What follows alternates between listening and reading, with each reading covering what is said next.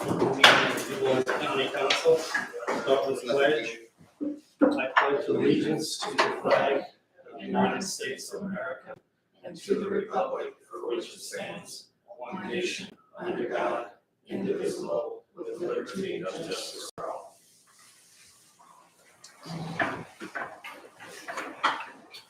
I think first here we want to approve, the meeting minutes for March 30th were sent out.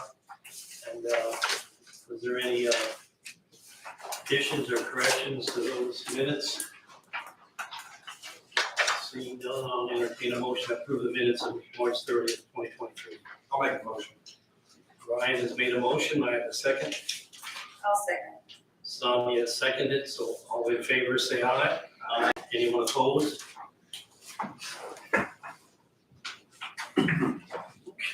So I think first on the agenda here is Kent Sanders from Sanders Family Meeting, and he's going to speak about the abatement, the approval of the continued abatement. So I think we kind of went through it there with the compliance of his benefits of personal property. I think he had to. I see this, he had estimated that he would employ 24 people when we gave him that abatement, and he would bring in pay salaries out of $800,000.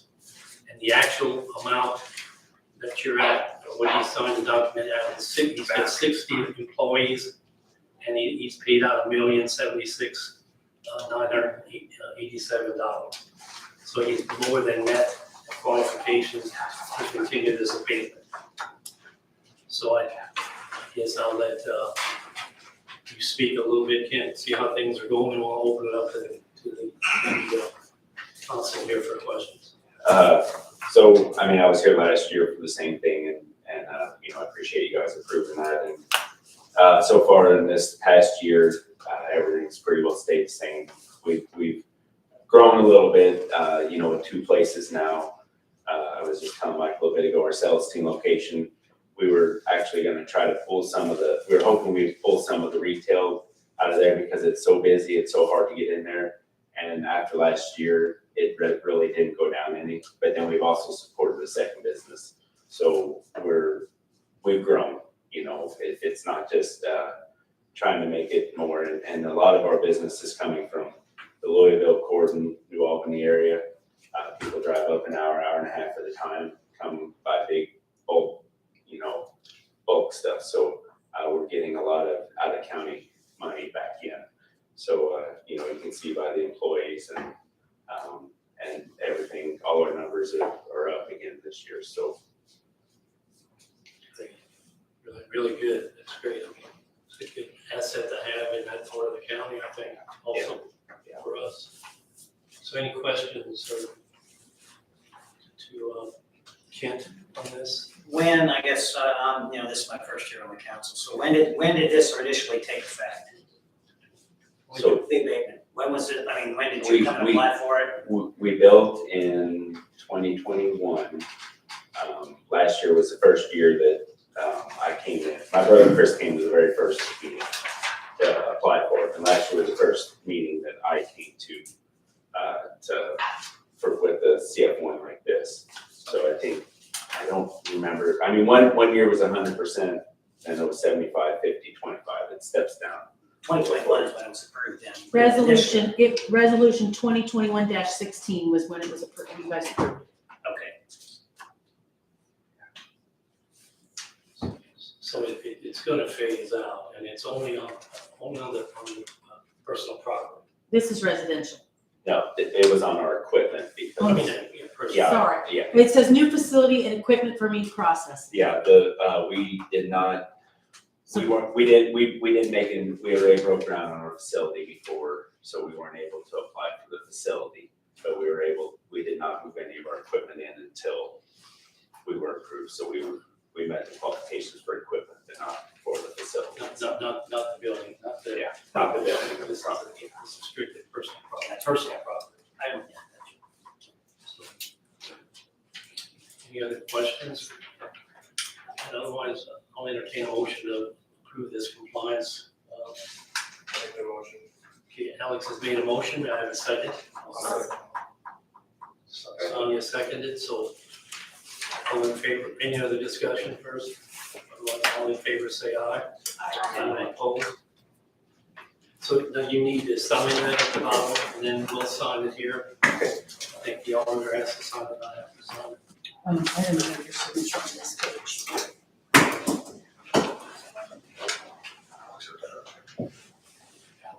Oh, yeah, that was. 24. Should remember that. Oh, yeah, that's it. Thank you guys. Yeah, best of luck, and continued success.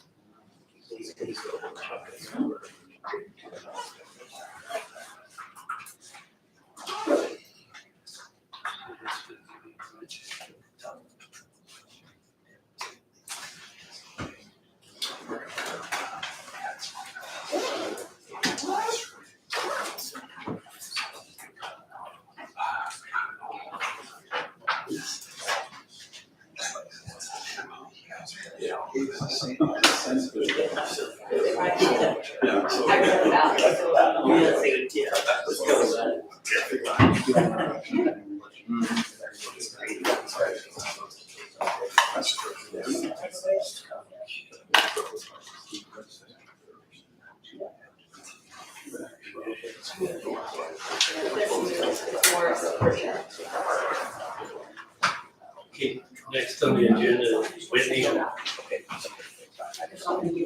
Craig. I've already received this.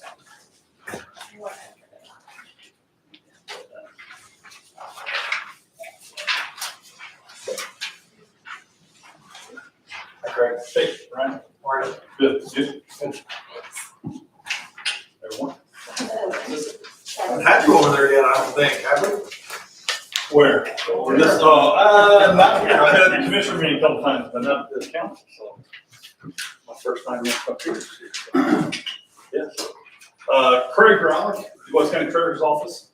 So, Whitney, with the tourism, Whitney, what's that called? Sorry. Loopers The now. Whitney Loopers, sorry. With tourism. So we've teamed up here to make sure that we're gonna do this the right way.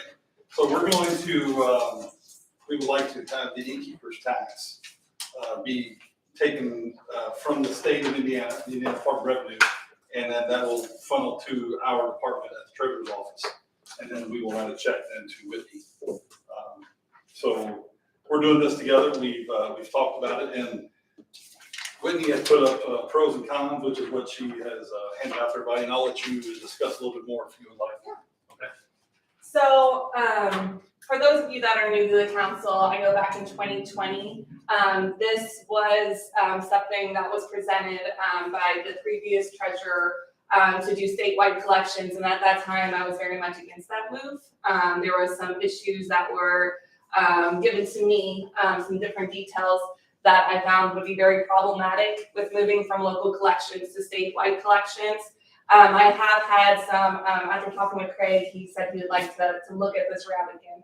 And so with that, I had some conversations with DMOs, destination marketing organizations such as myself that does statewide collections. The biggest person that had the most to say about it was Jim Epperson with Clark Floyd counties. Back in 2020, 2019, he was very much seeing the negative effects of statewide collections. They were getting delays. They were also comparing it to SDR data, and they were not matching the amounts. They were receiving much less than what they thought they should have. But he said that has all changed. He said he's come full circle with the statewide collections. They're matching SDR data. He feels like it's a very good reporting. The number that they're receiving makes sense. So with that, that issue seems to have been resolved a little bit. It helped lessen my anxiety with moving to such to statewide collections. So with that, these are the pros and cons as I see them as of right now. The pros being that obviously it eases the collection burden by the Du Bois County Treasurer's Office. the state would be the collection agency. The lodging entities, they'll be able to pay their innkeeper's tax alongside their sales tax with the in-time that Indiana has. We've had some issues with people, even though I made a calculator in the form and I tried to make it where they can put their federal ID and everything else fills. I was trying to get as autofill as possible. People are still not even just, they were inputting it instead of using my calculator. And so there's been some incorrect payments from time to time that Bridget and the treasurer's office has to adjust. So with this transfer, the state, they will not accept incorrect payments. So that's nice. The Indiana Department of Revenue, their audit would carry probably greater compliance than ourselves if an audit would be deemed necessary. So the state, Indiana Department of Revenue would carry probably more compliance there. And then this is a possibility. If we do not like this, it is possible to rescind back to local collection. But there's a lot of red tape with that. So it's not an easy process and something that the Department of Revenue does not want us to have to do because it takes a lot of work for them to get to statewide collection and to have all that work be transferred back to the local level. It's not something they do not desire to do that, but it is possible. So those are some of the pros. Cons, obviously, there's unknown factors with change. I know I was kind of worried and it's still worried that possibly the state is doing this for free. Will they eventually collect some kind of form of payment for this service that they'll be providing? And that is an unknown factor. At this time, they are doing it for free with no cost associated with it. We will not be getting the breakdowns. So with that, we would get the information that we get would not be like the revenue, the exemptions, the net revenue, the 5%, the collection fee, the 5% innkeeper's fee, the total, the adjustment. We have all that data. We have all that information right now. We will not be receiving that. So we will not be able to do that checks and balance ourselves.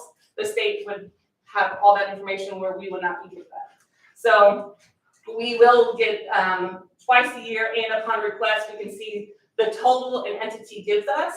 Otherwise, we won't even get that. It'll just be one total that we will be receiving via ACH, and then turn around and we'll be getting that from the treasurer's office and the auditor, and we'll deem the appropriate way of doing that, whether that's check or what that is. So we'll be obviously relinquishing a level of control with some different possible side effects. And like I said, rescinding is not an easy process. So we're clarifying the logistics with payment. That shouldn't be a problem. We believe it's going to be the same interval as we see payments now. So we do not foresee any delays in changing from local to statewide collection. So there's no delays that we foresee. As I said, Clark and Floyd County Director Jim Epperson, he's come full circle. He said it's a good collection thing. And with that, we've had some extended talks in our last board meeting with Visit Du Bois County Tourism Commission board. And how we see it is we will have to relinquish a lot of our control to lessen the burden of others. And we understand where we're at with that. So with that, we want to support what's deemed appropriate by the Du Bois County Treasurer's Office at this time. Frank, what kind of time benefit do you receive from that? I'm just curious to know how much time that takes under the current system that we Right, have. it's a couple hours, and then when we do have some issues, Per then- month? yes. Yeah. And then when we have issues, then it's trying to make a phone call, and so there's some, we can kind of get rid of that. Granted, there's gonna be mistakes similar to what we're seeing right now with collecting tax statements, so people are not doing it on purpose, but, and this is going to affect July 1, to be clear. I guess I didn't mention that, I don't think we did either. So we're shooting for July 1 as to the start date for this. Couple hours a week, a month. Yeah, it depends on the problems that arise. Yeah, I would say a couple hours easily a month. So if we can eliminate some of that and put more teeth with it coming from the state, it works out a little smoother for them as well. As far as being able to collect. Correct. Sometimes we don't always have the the people aren't willing to work with us to get the money correct. Which we haven't had a lot of issue with Wake County luckily at this Right. time. It'd be only if in future, we've had a pretty good innkeepers collection where people do pay. So that's luckily not been too big of an issue. Right. As we've seen it. Maybe you said each county kind of decides, for themselves and how they operate this, but is that, does the state recommend in some way, or do they proponent of this for each county because they wish to control that in some way, or is it really just, we'll offer this to you if you wish to take that? It's more of an offer if you wish to go that route. It still is very limited with the number. I think, 5, 7, very, very small number of innkeepers collection goes statewide. It has, for the majority, stayed at the local level at this point. I do think there's probably more conversations that people are considering going to statewide collections, but it is very much more local collections than statewide at this point in time.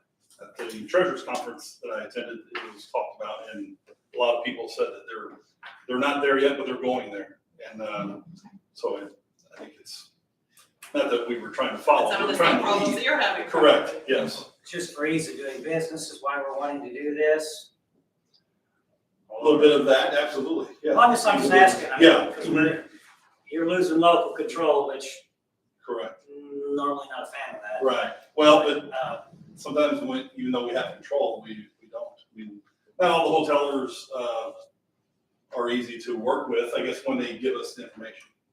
And I guess what I'm saying is when there's an issue, when there's a problem, then they feel like we've done something wrong, and so then we're on the fence. But that's part of the conversation. Why is it so difficult to rescind that if you wish to go back to a local collection, I guess? That's what they told us it was. Yeah. They stated that to us. I do not know the process myself. Yeah, we had, together we had a Zoom call with the Department of Revenue and told them of our desire that we might be heading this way, so we. Well, I would imagine once hoteliers are used to submitting it on the state, it's hard for them to go back to submitting it to you. Right, And there are some different hoteliers that they own multiple facilities, some not even in the state of Indiana, and they see the perk of an online system. There's some that, was not, there were some that were good with keeping doing the paper, but I did have some phone calls afterwards. I think even Kitty might have forwarded that over to you at the time, but I know the Harvest Moon Bed and Breakfast, she was really looking forward to online payments. I know Super 8, the owner of Super 8, they were looking forward to online payments. There was a couple of people, just a couple, that reached out to me personally and said, oh, I wish you would have continued with that. And I let them know the reason why we didn't. So there will be some ease for hoteliers to just pay online. Obviously, everyone enjoys that convenience. We looked into trying to provide that convenience ourselves at the local level. And it was more of firewall protection if we're going to be giving people's banking information. There's, we don't want to have a fee associated with it because no one wants to pay fees if they have to pay this monthly. So there just wasn't logistics behind doing online systems ourselves. And are all of the hoteliers in the area aware of the proposed or the change? No, we have a meeting on May 11th that I was going to inform them of that. So we have a hotelier and lodging meeting May 11th. And then afterwards, we have our open house. So May 11th from 3:30 p.m. to 5:30 p.m. If you guys are wanting to join us for our open house, we'll have some appetizers and some fun beverages for Maddie's Main Squeeze. So put it in your calendar. At our new visitor center location. I remember when the Kevin came in, was that the low point of innkeeper tax collection? I felt like you guys were it was like during the pandemic. It was. Is that straight line increase since then? It has. We've had a very, so just last year alone, we had 18% increase in our innkeeper's tax. So next year, we're like in the line of the eclipse. So some schools have already let out, they know it's gonna be a big deal. So I see a big spike coming to you. Yes, so with that, I know some different hoteliers, I mean, they have a pretty hefty rate if you want to stay that weekend. They see some strong numbers. We have some motor coach groups that's already talking to us about the eclipse. And logistic wise, it fills me with a little bit of anxiety. But it's going to be a great I was time. wondering if you were a little We actually are hiring the services of Sarah Schrader. She was a huge, she's a very organized individual that put on the Garden Gate, and we are hiring her to do event management of the eclipse, just for the eclipse, because it's such a big event, and we want to give it its proper due. When's that date? April 8th, Monday, Oh, it's April a year, 8th. less than a year away. Yeah, less than a year Okay. away. Excuse to make a t-shirt, right? Right. Sounds like fun. Why not? And this is all done through the InTime website, is that correct? That is. So this is the same website that businesses use to file the state and county withholding, the regular sales tax. I don't think it's gonna be an issue. There'll be another line Businesses. item once you're logged into that Yes, system it's gonna for be separate, yes. our last logs. Now, I did give you a copy of the ordinance that Greg prepared. Right, I got it. Do Airbnb, how many, are they taxable? Mhm. They are. And how did they find out that someone is doing that? Is that business? We do searches. Yes. So with that, we do Airbnb searches, and we try to find the contact information, and mainly that is to reach out to them to put it on our website. So if you do have an Airbnb and you know of someone that has Airbnb and they're not on visitduboiscounty.com website, have them reach out to us, because it's very hard to try to find the actual contact individuals, because it's kind of hidden on the Airbnb platform. Airbnb does have that as they collect it directly from their site. So with that, we do receive innkeepers collection straight from Airbnb, and that is through the statewide collection. So that is already ACH directly each month to us. So that is something that's already being done. Airbnb is already being done versus the Statewide. hotelers, yes. Mhm. So. Yeah.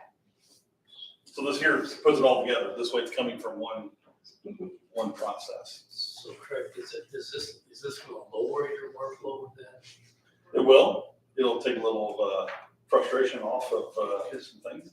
Mm-hmm.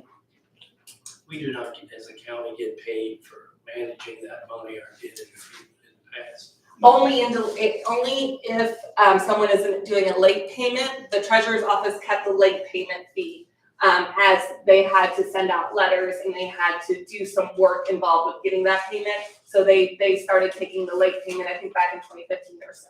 And we were okay with that, because the DuBois County was okay with that change at the time. So besides that, that's just them collecting, we receive it, then obviously we use those funds to bring more people to our area to help drive the economic impact. So So Whitney, do you think this is gonna lower your amount of employment, workload, I guess I should say? no, it's the workload. I did enjoy having access to that information, but we are okay. This is a move where I feel like it's gonna help others. So that's where I'm at. It lessens the burden of others. I was okay with getting the individual information because it's like a checks and balances for me. Why can't the state offer you as detailed of information if they don't have the capacity to do that? I don't think they have the willingness because it'd be an extra allowance for us to receive that. And I don't think they are willing to make that part of the process. Do you feel differently? Yes, no, that was the same thing. Well, I think it'll also help in my office. We receive in all the funds that are brought in. Give it to Yes. Craig. Mhm. And then we write the check to Whitney, so So this way it'd be one check coming to the treasurer and then you would disperse it to the. That's correct. Well- Yeah. The process, well, you want to talk about the process? the way I understand it right now is they'll collect all the money, give us one deposit. We'll deposit, then we'll write a check to Whitney. Per month. There's a federal law right now about junk charges that won't affect the innkeeper's tax, because I know hotels are gonna be affected. You guys know that? It's called junk charges. There's a federal, in the Senate, they're trying to pass a law that cell phones, hotels, you get all this stuff. I assume the innkeeper's tax won't be affected, right? Or you don't know? I mean, I don't see how it could, but Right. some of them surcharges are gonna start to try to hammer down on eliminate that. So I'm just curious. Innkeeper's tax is its own collection through state level, and we are part of the Indiana Tourism Association. And with that, they watch very closely any legislative bills that affect innkeeper's collection, and I have not been made aware of that, so I do not believe there should be any effect, just based on, I haven't been informed. So junk charges, is that like overcharges? Cell phones, just hidden charges. Hotels, you go to a hotel, it's $100 rate, you get a $140 bill, you're like, where did this money go? And they got all these hidden fees. So like I said, it's a federal law. I just didn't know if the state contacted Whitney and said potentially this could affect you. So I was asking, I don't know the details of every charge or charge. Sure. Okay. I will send an email to Carrie Lampert with Indiana Tourism Association just to verify. I don't foresee that being an issue. I'm curious. I assume Greg Schneider didn't have any issues with this. He prepared the ordinance. That's what I'm getting. We passed this in 2021 or 2020, And they were and rescinded. then we rescinded it the next, before it came into effect because of, you know, what he described, you know, he decided they didn't want to do it. Okay, because of the complications, so now it's coming forward here again, so, yeah, so. I just presented it out to you and prepared it for tonight's meeting, but if you don't want to pass it tonight, I can do it. I can change the date and have it next time, but it's all up to how you guys want to do it. I mean, I think just so you're on board with it, first of all, so we don't have to go back through anything else, Correct. Well, so. yeah, we've teamed up together and I think that we both have come to an agreement along with the state. I mean, like I said, well, we haven't told them we're doing it. No. We got them information and we told them that it's possible we're doing this. We didn't want it to be where we would say anything and then have to say we weren't doing it. So we wanted to make sure it was moving forward before there was any more communications at this point. Any other questions for discussions? Otherwise, I just want to make sure that Whitney, you know, the tourism group is on board with this, just because you guys were kind of adamant about Mm-hmm. being hesitant to do that. Mm-hmm. I just want to make sure you guys are. We are aware of the pros and cons of the situation, and we want to show support of the hotelier in the treasurer's office and understand just what I said, that our control, relinquishing some of our control is probably worth the benefit of others. And that element that we have to trust the Department of Revenue will be collecting adequately and they will be doing the proper audits. We have to just take that into consideration, that they are a state agency, that they should be having those proper red flags in place where they will do an audit if necessary. And we have to trust that. So you're saying it's gonna help the treasurer's office and you think it'll help the clientele, meaning the hotel industry? It'll help lessen them having to turn in a monthly check along with paperwork and making sure they postmark it in time and to make sure it comes in on the 20th of the month and such like that. And in this instance, they can simply log in, submit their payment, and it eases. It's definitely an ease for the hotelier and innkeeper entities. And you said that Clark Floyd, tourism director, Mhm. originally saw discrepancies. Mhm. Would you be able to yourself kind of see if there will be discrepancies, what you think, and then bring it to the attention? Absolutely. You'll probably still monitor that and Yes. and check and make sure so that, Mhm. I mean, even though you don't get the numbers, you can probably Yeah. approximate what you should get and then. Yep, I have projections, forecast, and it's nice that we are kind of doing this in the middle of the month, or middle of the year, let's say, middle of the year, in that I can see where the percentages are going on the other months, and if it does a huge drop off, that would be a huge concern. Well, July is our biggest month of collection, so Right. that's a little scary, but just because that is, a huge chunk of our revenue, 20% of our revenue is by July. That's great. Any other discussion? Sandy said we got the option of holding this off for a month. We're gonna know any more in a month, but. I don't think so. I don't think we would know. Okay, so I'll entertain a motion to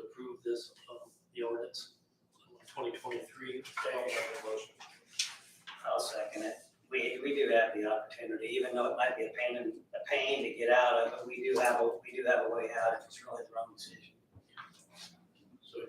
So it is ordinance 2023 dash.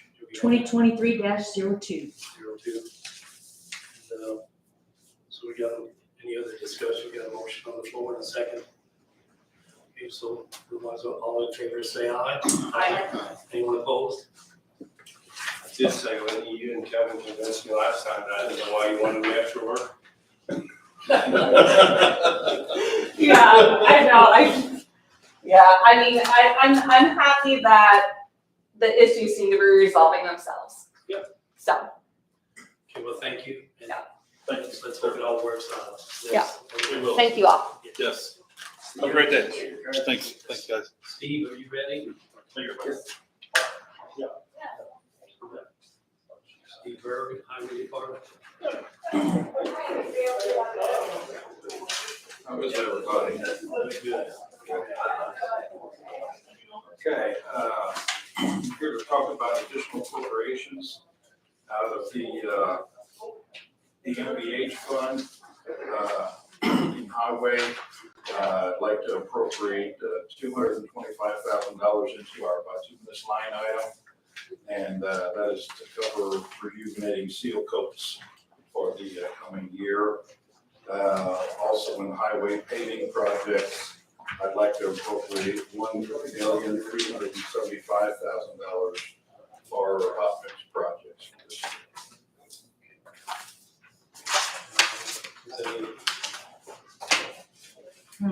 Is first of all, Sandy, would we, these have to be separate motions? I am gonna need separate ones because they're separate. I'll need, you want me to go through it as I need them? Well, I don't know, first of all, I didn't know if we were gonna approve them all and then see if there's any discussion. But do we need to individually, you're saying we approve them, 225,000? I need, I need, because they're different. I need them different. So like highway, I would need the bituminous done, And the paving. and then So, the paving Is there done. any discussion or questions? Let's take the questions and discussions first. Yeah, I read through this last night and now I can't remember, there's, a lot of these are standard asks, but then there is one where you're asking for some additional appropriations for road and Vernon, right?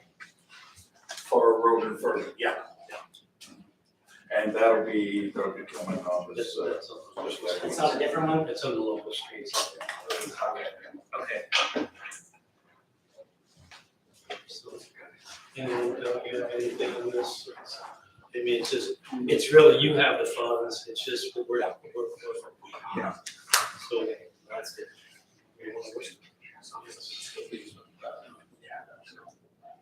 Okay, well, why don't we go ahead with the, let's wait for, go ahead with the roads and streets, and we can start this. Okay. Yeah, these here are to include, as far as the blacktops, you want to know? Or, Well, local roads and streets, you gotta supply Oh, okay. 225,000. okay. Yeah, the local road and street in bituminous, we're asking for $425,000. And that is going to cover our chip seal overlays for the summer, as well as the patching areas where we've gone and dug out bad spots and ripped a lot of bad spots. We're going to be repaving a lot of those. And into the local road and street paving projects, we need $230,000 in there. And that is to take care of the hot mix paving on Celestine Road North, where we stopped paving last year, and we'll bring it on down to State Road 164.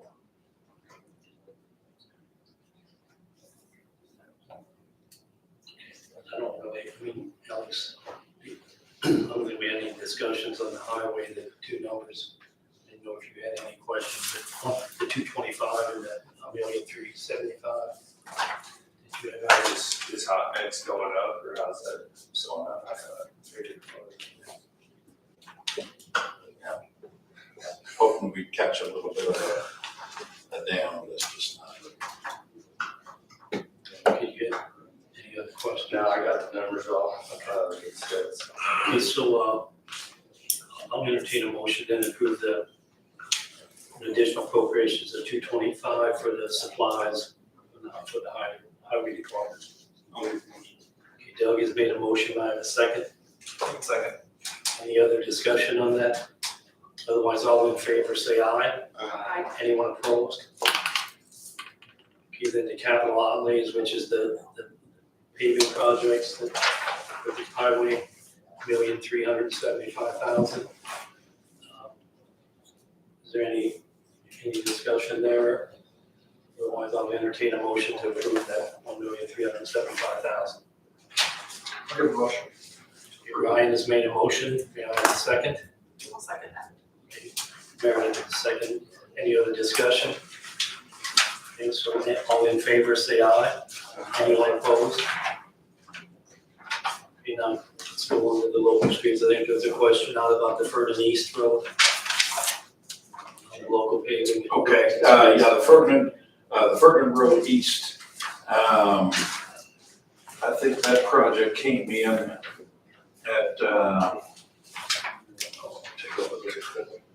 A lot of these projects have gone up. I believe the Ferdinand East project was $191,510. And part of that was going to be our match. We were awarded another grant for community crossings money. That money is gonna pave 1100 south from the town of Ferdinand all the way to 231. And then it's gonna pave Kellerville Road from Kathy Lane to the paving, the surface change just north of 300 north before you get to the top of the hill. Okay, so those two projects are about 1.3 million. We were awarded 900, where's that number here? 984,801.43. So our match is $328,267. Now I think we had before said we were going to cover that in MPH. I've got a little bit of money left over that could be part of that match. But if we were to fund that whole match, I'd have to drop Ferdinand Road East in order to do that. So my ask is if there's edit money to pay for the Ferdinand Road East project itself, or to basically to do our match on the community crossings, we could go ahead and pay Ferdinand Road East as well with our money. So what is that amount? I never caught that really. So what is the amount for that? I mean, what we would have to take out of the edit? The match would be $328,267.14.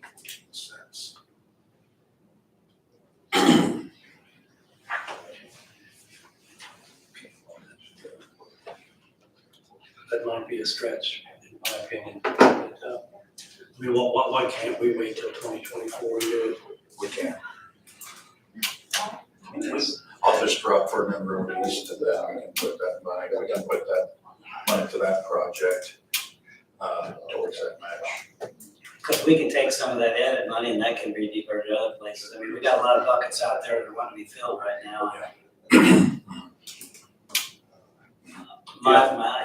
Steve, on that 1100 project, are you gonna have to do any other major things under the road? Didn't you do a big culvert on that one last year? Yes, we did that last spring. But we won't need to do anything after we go ahead and do the new road that you still have. No, we were about a year ahead on a lot of these Okay, culvert I replacements. figured you were, but I was just curious because I think we'll be getting maybe internet and some other stuff on this.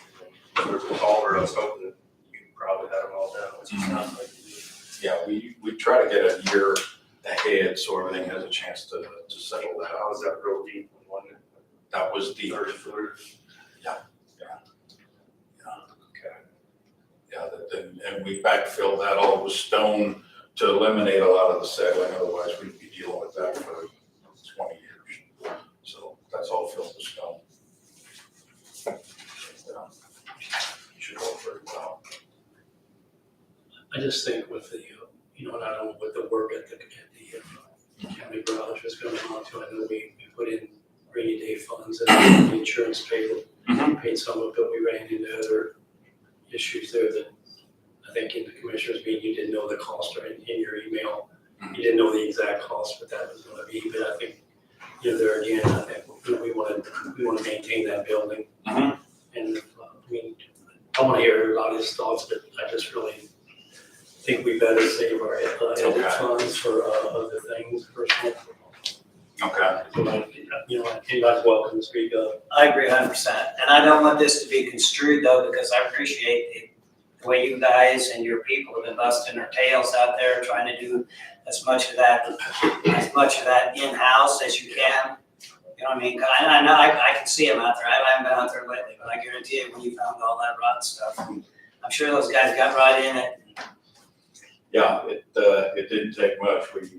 We had a few people that had a little bit of bricklaying experience, and we saw how bad it was, as well as some of the termite infestation on a load bearing wall on the interior part that I didn't wanna put Schraring off. I wanted to get them done as quickly as we could so we could get it behind us. So I appreciate the fact that you guys stepped up, and actually, when I saw you guys were laying brick and stuff, I'm like, hey, there you go, you know.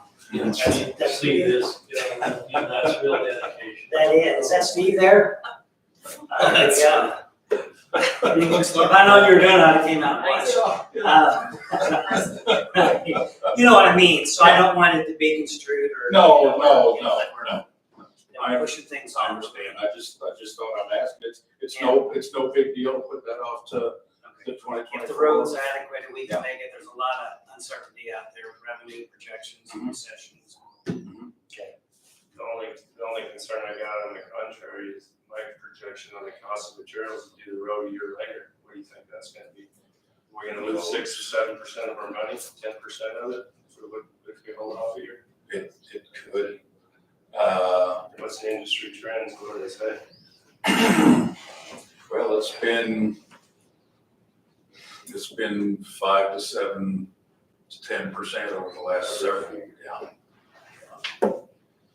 And you would hope that at certain times when crude oil goes down, that everything would kind of take that downward trend as well. But I think we're all looking, and in my personal opinion, I think, the public has kind of settled in on $3.50 a gallon of gasoline is pretty much standard rates now. Yeah, but $80 crude doesn't make sense, because you got $100 crude for the same gas price. So I don't forecast asphalt to go down any. It'd be safe and easy bet to say, yeah, it'll go up, but That's my only concern, but like the other guy said, there's so many other uses for money, I don't know if you can do it. and that's really the only reason that I had brought it up. But I understand there's a lot of asking out there and everything in its time, so. Could this be included on the next round of community crossing money? Yeah, or even in our highway for next year. Yeah, I usually put up a bunch of them, and then as we start figuring out what the prices are and other roads that need repair, I start whacking off, and, it ends up being the list that we got, so. But usually on this one here, my pacer rating is low as well, so it will be a definite target for 20.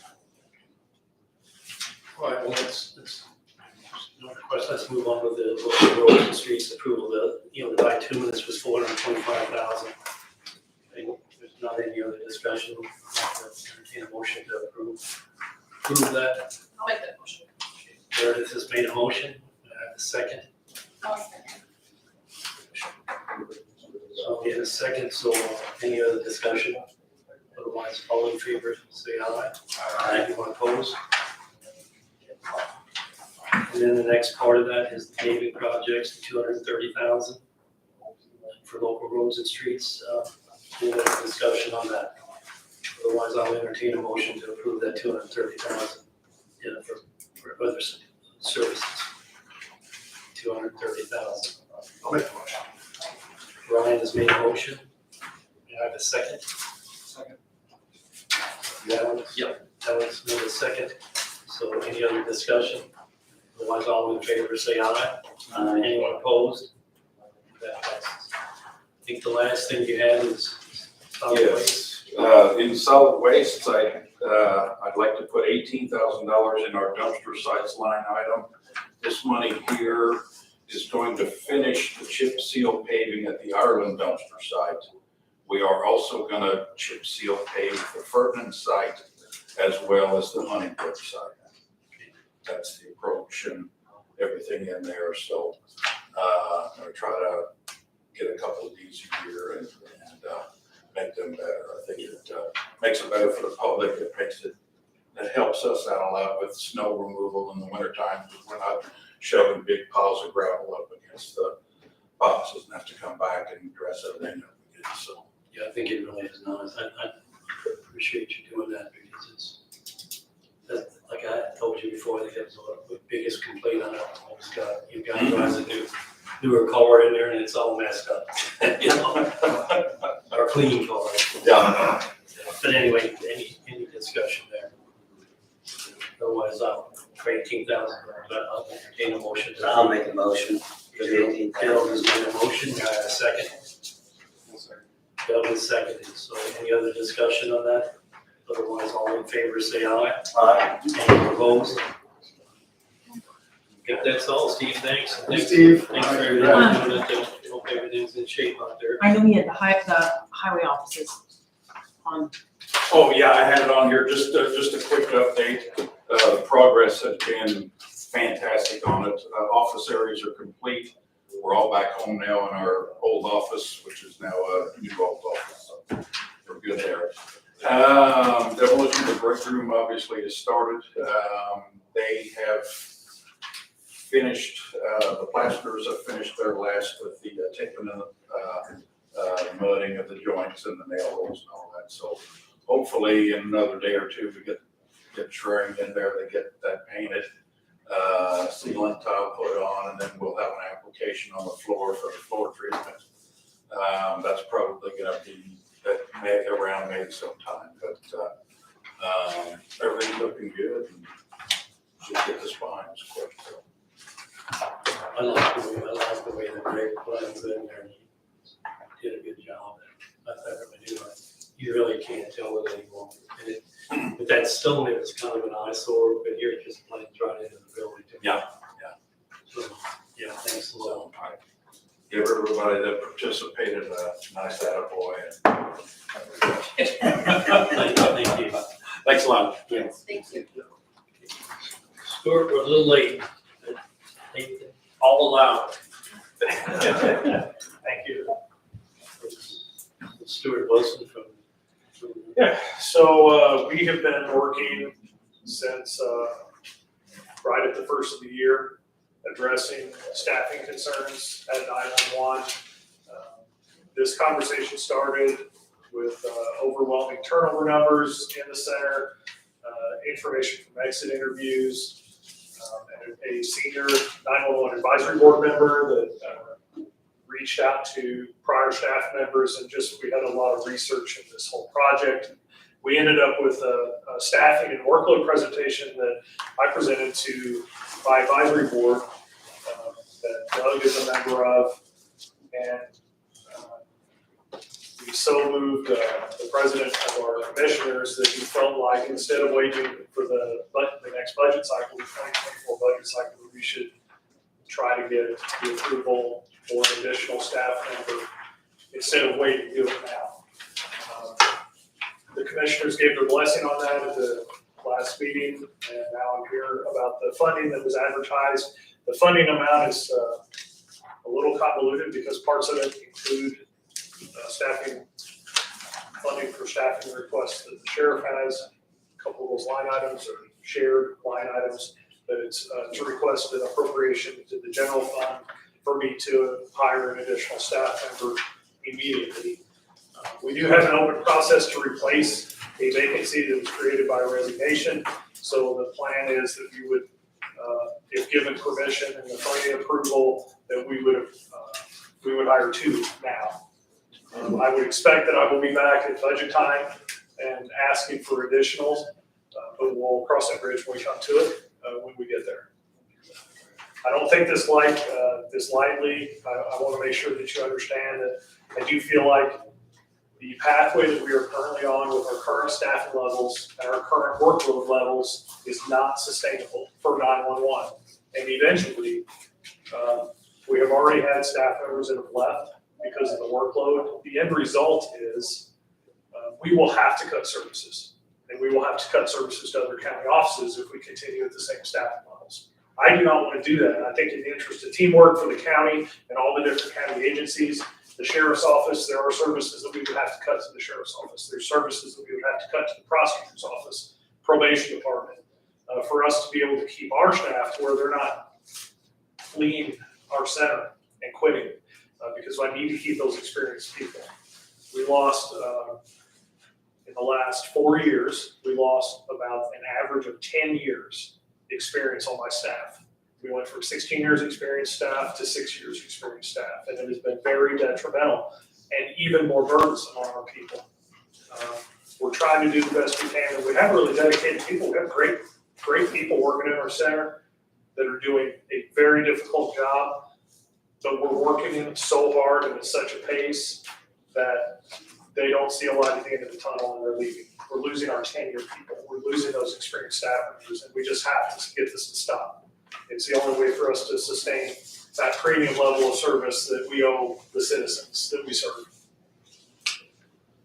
I will gladly I could bore you with a lot of statistics, but we've had big increases in our workload, big increases in our responsibilities.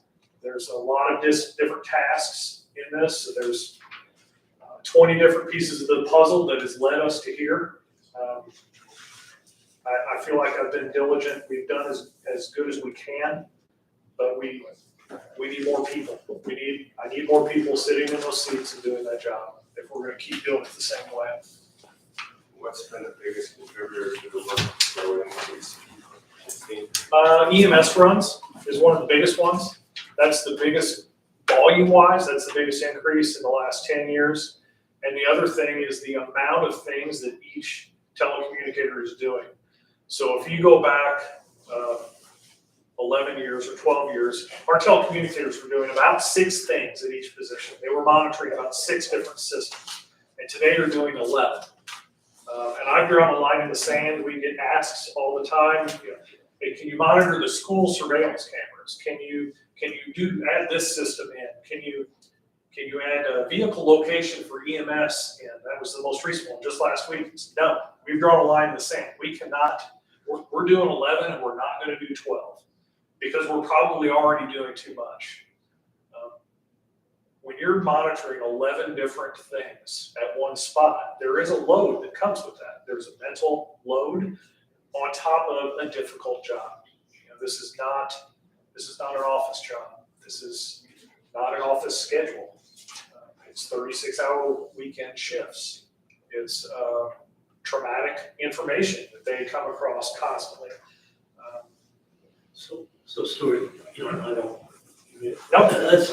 Let's take over here. You said you're taking on for the prosecutor Yes. and the sheriff's department. What are you doing more than you did a year ago or 2 years ago, or what's changed? Are you taking a load away from them? I don't think anything from a couple of years ago, other than increases in criminal case filing. So every time the prosecutor's office has a criminal case that's filed, they require a criminal history report. That criminal history report has to be ran through a data terminal that only we have. They could have a data terminal if they could physically locate it in their building and meet the security protocol, but there is an expense to that terminal. The monthly bill for that data terminal in data services is $405 a month. Plus, they have to have an employee to do the work. Now, today, we did absolutely 0 criminal history work for the prosecutor's office. Tomorrow, we might do 50. We do about 2,000 criminal history reports a year for the prosecutor's office. It is a big time consumer. I'm sure we do it very efficiently because we do it so often. Same thing for the prosecutor's office. Anytime the judge orders a pre-sentence investigation, it requires a criminal history report, which is something that we have to do. So those are time sensitive, right? They are time sensitive. Like we had a batch last week, a batch of 19 that was sent to us in the morning that they wanted to pick up at lunch. So It's not like you can say, oh, I'll We'll wait wait. for tomorrow. Yeah, we'll, 2, we'll put 3 this into our workload You know, that's just something that has to go into your almost, emergency calls. right. You get from the public. And that's part of our problem is all of our work in that center, none of it can wait.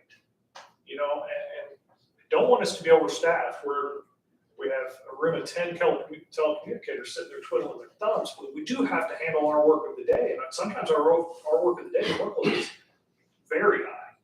Well, you cannot put a person in a seat and for 12 hours work them without a minute's downtime. They'll quit. They will not see any light at the end of the tunnel, and they will leave. And that's what's happened. It's part of the reason our pace of work is too fast, and it's taken us way too long to train new hires because the pace of work is so fast. Because it takes so much time to get that speed. So our training time went from maybe about 3 months for the average trainee to about 6 or sometimes more months, which only hinders us even more staffing wise. It's a snowball effect here is what's happened. So what about the sheriff's department? What are you doing for them? The biggest thing that we do for the sheriff's office is we enter warrants. So when a criminal defendant gets a warrant for their arrest issued by the judge and it flows through the clerk's office, it gets to the sheriff's office. They prepare a report. Normally it's the administrative assistant, and then that warrant has to be entered into a state and national database within a very strict timeline to make sure if another officer or another individual somewhere with access to that system runs a check on that person, they know that they're wanted, so they can be taken into custody. Those typically have to happen within 72 hours of when they're issued, except for they don't get to us until about day 2. So we have to have those entered almost immediately. They very rarely wait for more than an hour or 2. And that is for every warrant that is issued by the courts all the time. Any misdemeanor or felony. Years ago, we did not enter all those warrants in. That has changed and that has increased. And I don't know how many, there are hundreds of warrant entries every year. Each one of those requires, the warrant entry itself probably, if it's a relatively simple situation, takes about 20 minutes. But we may have multiple per day. And then those cannot wait. They're just being fit in with the rest of the work of the day. So my person that's answering 911 calls, when they're not on a 911 call, they're spun around and they're working on that data terminal. Now, once again, they do have a capable person. They do not have the data terminal that would have to be a secure, they don't have a location for the data terminal. I know this obviously from my experience being up there. It has to be in a secure environment. There's security protocol that has to be followed, and their environment does not allow for that to be the case. Once again, in the interest of teamwork and efficiency, I think we're best to do it. I think we can do it faster, we can do it more accurately. The downside is the administrative assistant has to physically drive the document out to us. That will be resolved next year. We'll be under the same roof, and she can simply walk in and hand us the piece of paper. But I think it has contributed to our workload. That's stuff that you don't think about when you think about a 911 center. With the turnover is a concern, and I don't know if it's overworked or whatever, but I don't know anybody else. Yeah, the EMS run, they went up a lot. Yes. In your estimation, is that a lagging effect from COVID, or is that an demographic switch from the population's age, or what's causing that? I think we do have a little bit of it as our demographics. We definitely have an aging population. Our boomers are calling ambulances because they're getting to be that age. We also have a larger, I feel like we have a larger percent of the population that's quicker to call 911 and utilize emergency services and utilize that ambulance for what may be a non-medical emergency. There are more of those calls than ever. There are people that are ultra dependent on public safety services for them to sustain themselves. We can't tell them no. We can't not take the call. We absolutely Because have to they say have no other mode of transportation. correct. They may not have a medical emergency, but they need a ride. I took a call today for that very situation. This gentleman did not have a medical emergency, but he needed to get to the hospital. But if demographics are part of it, it's only going to get worse. It is absolutely only going to get worse. And those increases, Ryan Young can talk to you till he's blue in the face, I'm sure. Those increases are substantial. They're not 1% to 2% increases. They've been 9% increase, I think, just in the last year. And cumulatively, over a 10-year period, we've doubled the amount of EMS runs. Those EMS runs are time consuming for us. We have to keep that 911 operator on the phone the whole time until we get help to them. We have to go through our medical protocol. We have to do more documentation on it. Kim spent the entire day today assessing calls on how our dispatchers handle those calls. So she reviews those. That takes time for us to maintain that high level of service and that the good level of service that we should, and we always have. But there's time involved in all of that. What discussions here?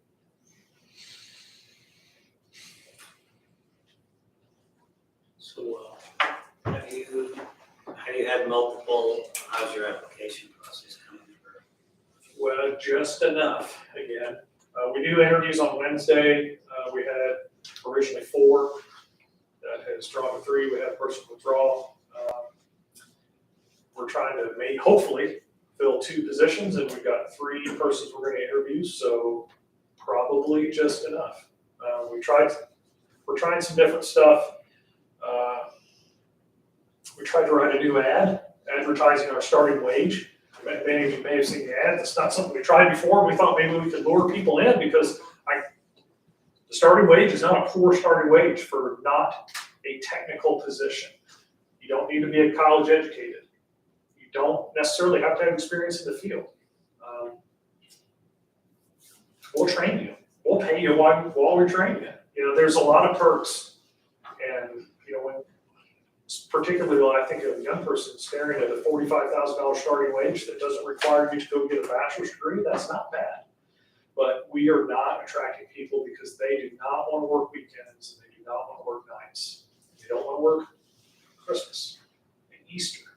And that's very unpopular. And generationally, that is getting significantly worse. So I don't know where we'll end up, but so far we have been able to attract experienced telecommunicators to us because we do pay more than surrounding areas so far.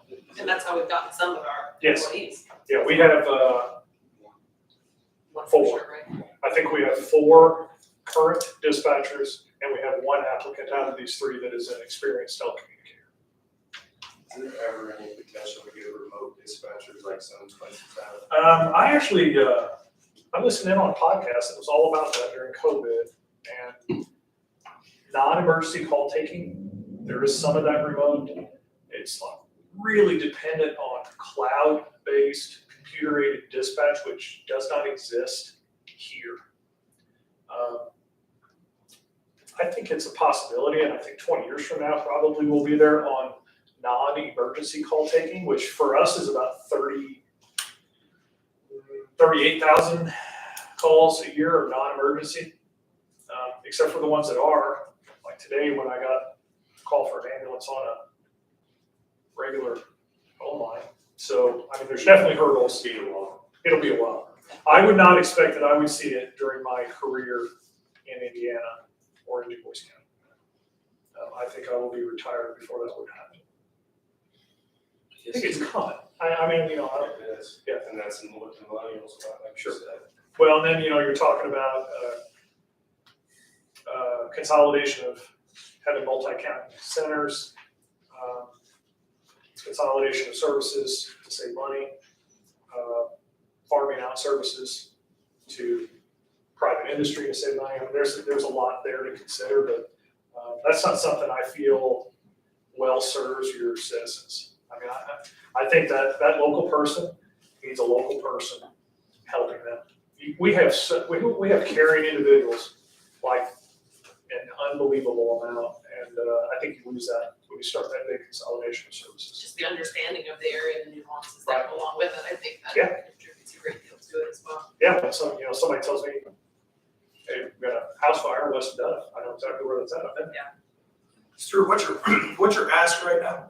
The ask is, as advertised, it was $31,636 in into my general fund wages line item. I don't remember the line item, it's 00141. They don't know that. Okay, and then 1486, Sandy, help me out here. 'Cause I didn't have it in front of me. They have this, what we're gonna do is have the communication officer at 31,636, and then the holiday pay comes out of the statewide 911 surcharge fund, which is 1,486. And that is a And each, maximum that the holiday pay could be for that new employee. It varies, that is the most that it could be. because their It's likely holiday to be a pay little less. doesn't come out of the general fund, it comes out of the statewide 911. And then I put the benefits with each fund that needed to be with each fund. So ours is the perf one, because the sheriff's ask is not perf. The benefits for the general fund are combined with the sheriff deputy that you're gonna create, or that's been created that you're gonna approve later. But the benefits are all together. So I Exactly. apologize for not having, it's very unlikely to not have everything 100% laid out, but this ask is kind of, And this funding is only through the end of the year. To the end of the year. yes. Starting yesterday with yesterday's pay period starting. I got two questions. Sure. One on 911 fees. It sounds Perf like is that's only for his position. The sheriff's on the sheriff pension. State. So we could lower that. That caught my attention. I mean, you're not, Largely, We're just. and I am not aware of the Senate bill that, Alex was It's just, talking like I about. said, it's a federal bill. Mhm. I don't know if it's gonna pass, it may pass, I would, so I monitor the stuff within the state of Indiana pretty closely. Wednesday and Thursday, Kim and I are attending a director summit, where state board members will be there. That is our lobbying agency for what we do. I did review all of the legislation and the agenda for that state, director summit, and I didn't see anything about this at all. So, It came up yet last night or sometime. They're gonna talk about it, so. Yeah. If you can influence it, I think that'd be great. I mean, I've told everybody that will listen that I feel like our state surcharge that is collected off the fees is too low. Because It has not been increased since 2012, which is part of the reason that we're where we're at, I feel, in my opinion. You can't have a fee. 4 or 5 a year, renew it for 4 or 5 years. I think that's what I understood. Yeah, it's a junk fees bill, airlines, hotels, and cell phones, so. And I haven't I followed don't up think, on it. I'd be surprised if the 911 surcharge monies would be included in that. It's pretty clear, even when you buy prepaid services, you have to say, yes, I agree that this amount is going to 911. We don't hide at all what we do. The state is very open, and Indiana is incredibly advanced actually for 911 funding, surcharge collection, funding of the centers and the infrastructure.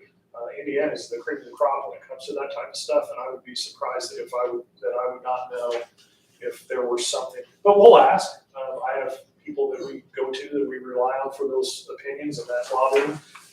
Certainly, it'll be a topic of discussion if there were to be any changes. And then the last thing is, I mean, if we would approve this tonight, when would you hire this person?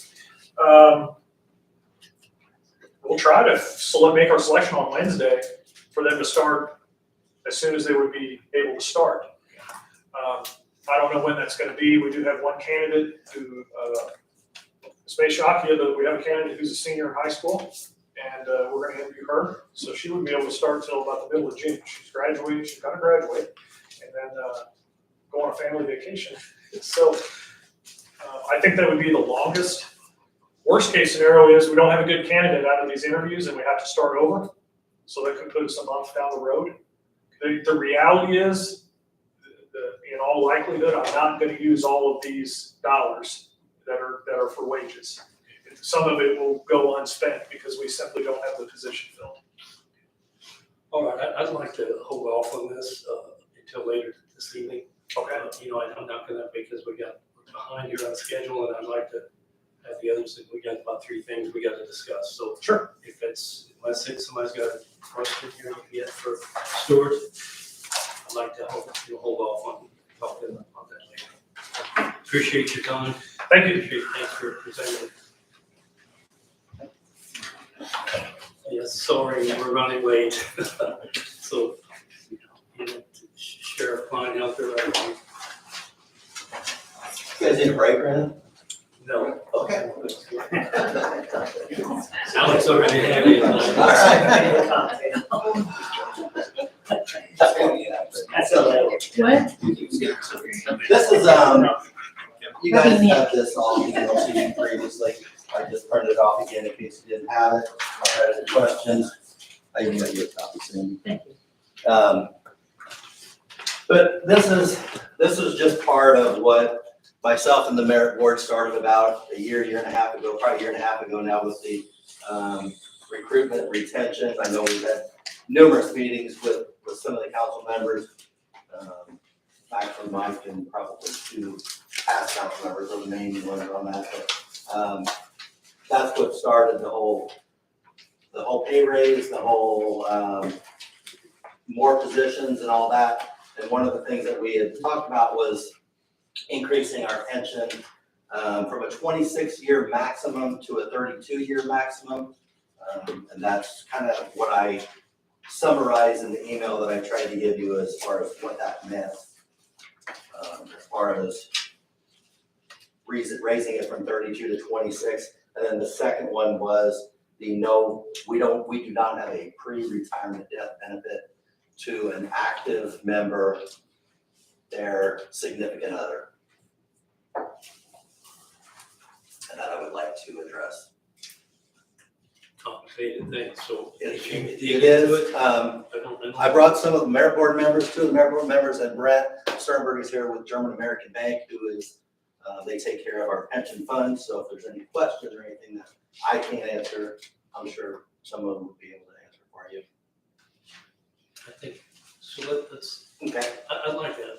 I mean, personally, I read it 3 times, so, I mean, I'd like somebody to give us an example of how it's gonna work. You know, is it, someone dies, Okay. but they're not. On the vested, or they are pre-retirement? vested. Let's Okay. talk about the Taking death. number one here Yeah. first. Okay, so on the pre-retirement death, if a 18-year, let's just say an 18-year employee of the sheriff's office passes away, as we stand right now, their wife is entitled to none of their pension, not even what they put in.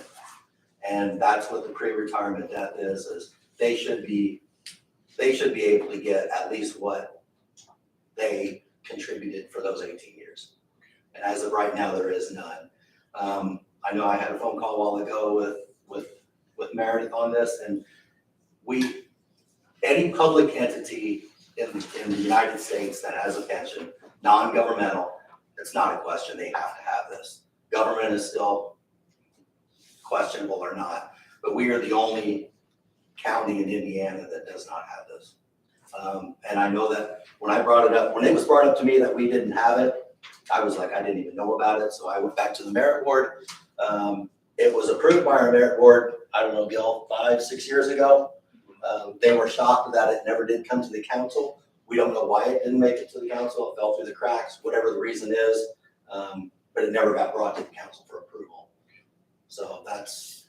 But again, there's no issue if someone met that 20-year mark, then. They have to retire. Yes, So if they're still working, spouse would receive those benefits upon someone's yes. passing. It's just that. Even like a 26-year employee, as it is right now, if they pass away, their wife is not entitled, or their spouse is not entitled to anything. So, As long as they're working. yes. Mhm. But as soon as he puts in his retirement, then they would be eligible for their retirement. Obviously, you can set that. But before they retire, if they're still employed, it doesn't matter if they're a 5-year employee or a 29-year employee, their spouse would be ineligible for any retirement. Is that money reverting back into the pension fund, or what happened? It's never been used, thank God, nobody has ever Right. had to test this Which out, is but Why I think you it's haven't just a noticed this safeguard, probably, yeah. because Yeah. unfortunately you've had that situation in the past few years, why you didn't discover it, I guess. Right. until recently. right, yeah. So can you continue on with a married vested participant and with or they get, if somebody's married, you kind of explained it. But Yes. So, and again, then someone that's unmarried and vested, so I guess are they vested after so many years, 5 years or? They're vested after 10 years, 10 years? partially. and then they're vested again after 15 years, and then they're fully vested at 20 years. Does that make sense? Yeah, yes. So where would the unmarried money go? Would that go to their family then? Whoever their beneficiary is. And then I guess the part I don't understand is the annuity. What is, you know, what is, it's 240 payments for the annuity. One of you guys be able to help with that?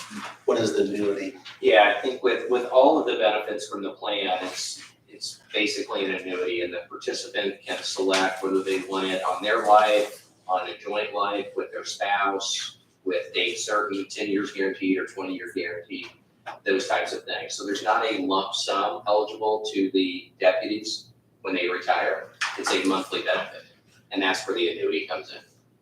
Okay, so it's not really okay, it's An set up. annuity's not purchased, it's just the plan pays those monthly payments. If someone retires today, they take it on their own life, and let's say 20 years down the road, they then pass away, those benefits would have been paid for 240 months Okay. to that participant.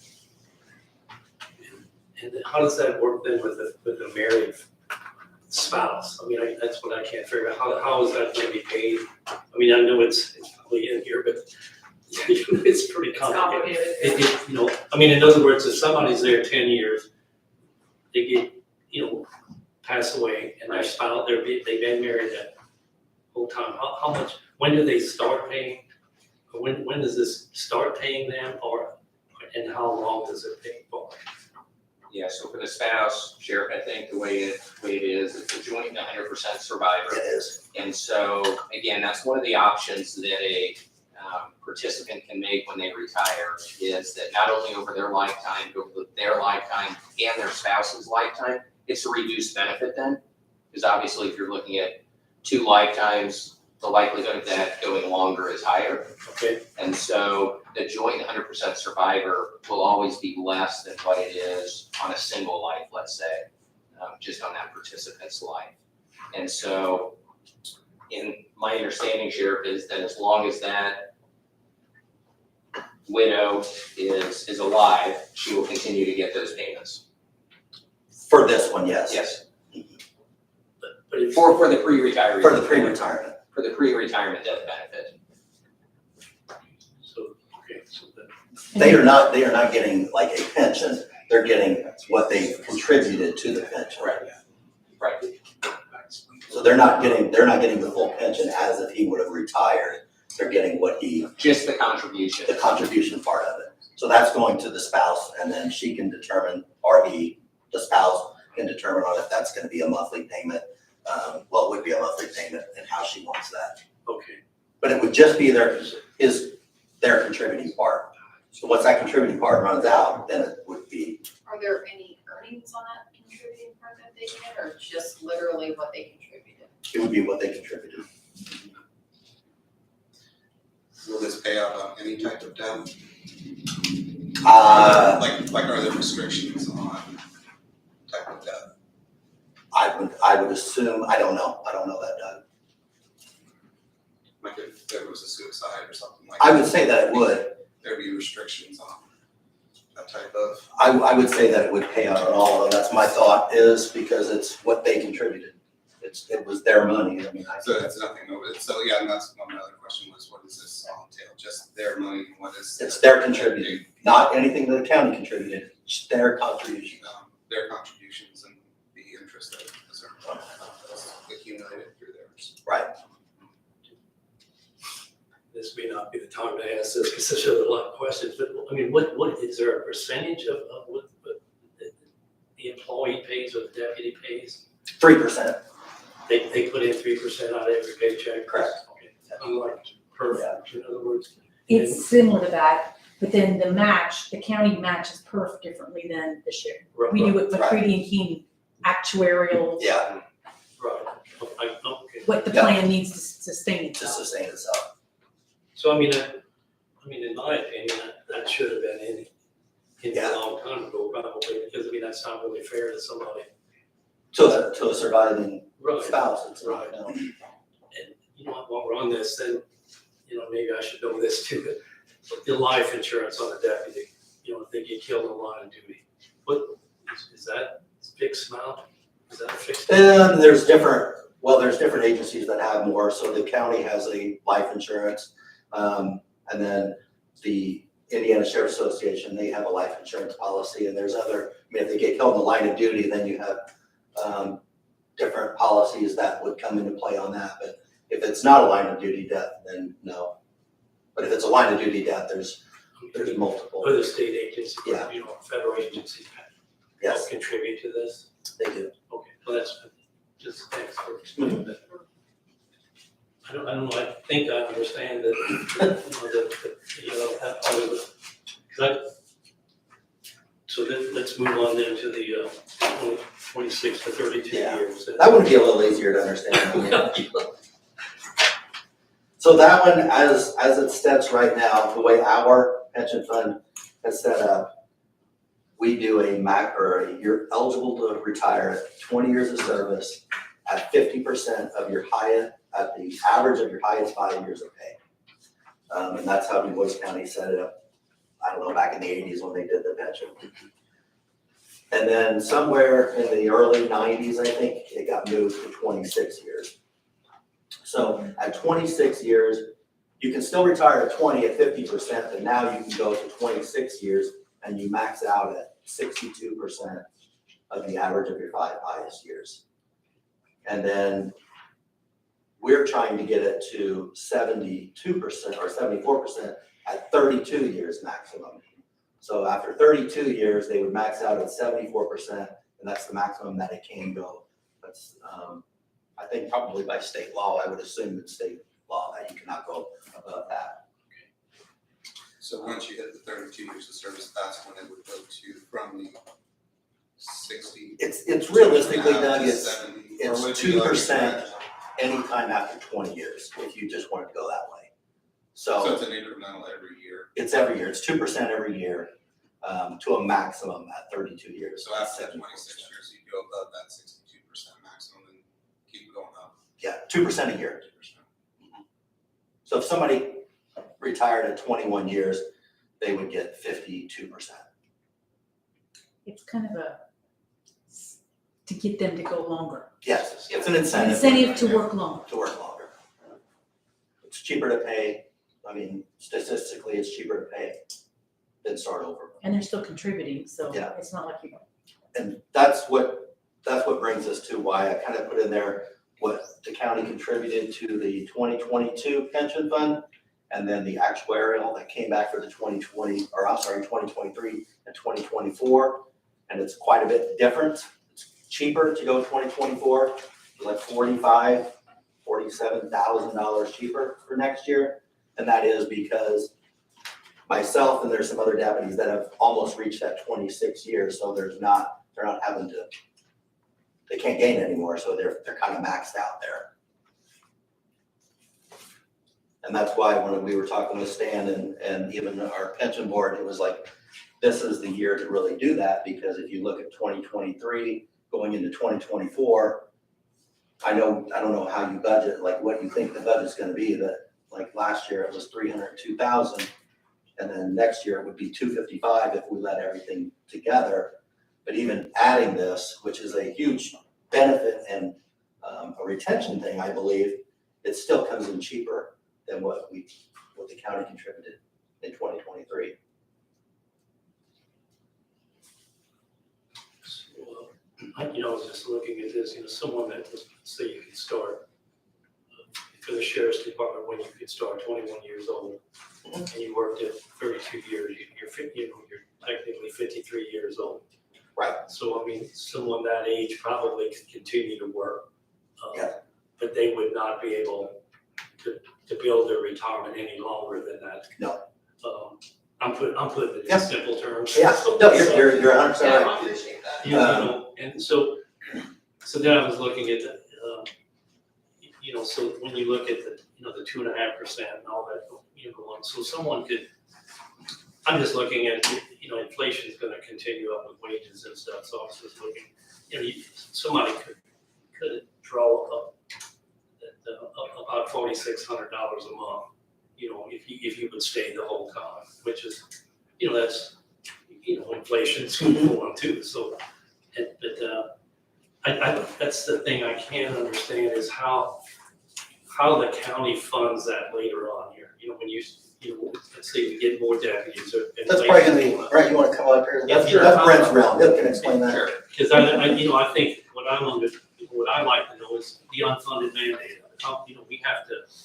Sit, we have to, as a future council's gonna have to pay for this somehow. Yeah, so today the plan's funded at 102.3%, which, it has kind of gradually increased over time. I think we were a low of 88%, maybe 3 or 4 years ago. And that's a function of contributions from the county and investment returns as well. So obviously, as you think about a pension plan, the way all the actuarial calculations are based upon, it's based upon a 6.25% kind of return annually over time. And so we've been fortunate to be able to exceed that. And it's one of the reasons why the plan is kind of, I won't officially overfunded today. It's funded over 100% of where it's at today.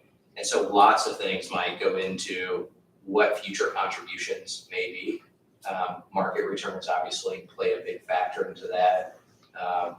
As the sheriff talked about, the age of the force, and those folks who reach 26 years, there is no actuarial contribution because they've kind of maxed out kind of what that looks like.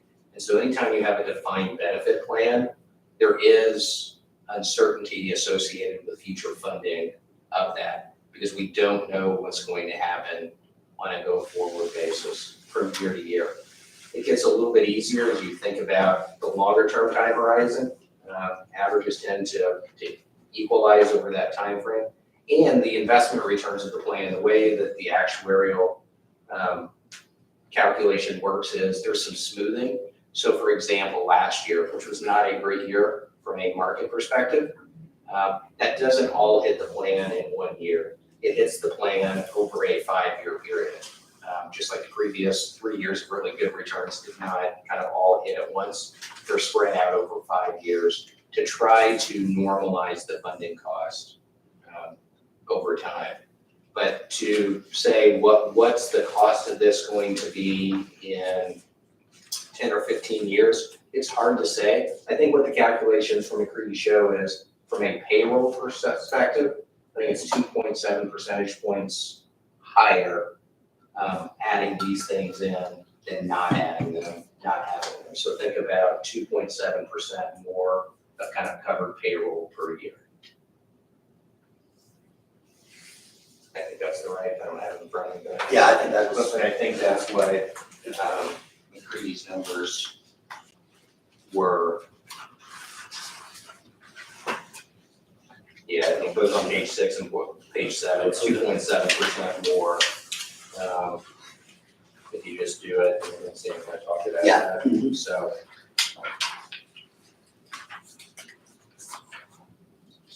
So I mean, that gives us some idea what we need to budget, I guess is what I'm saying.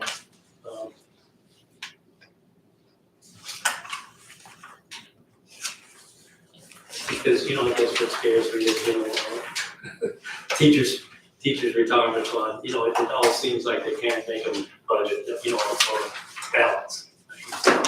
And that's why we don't want to have that condition here, we want it to be sound and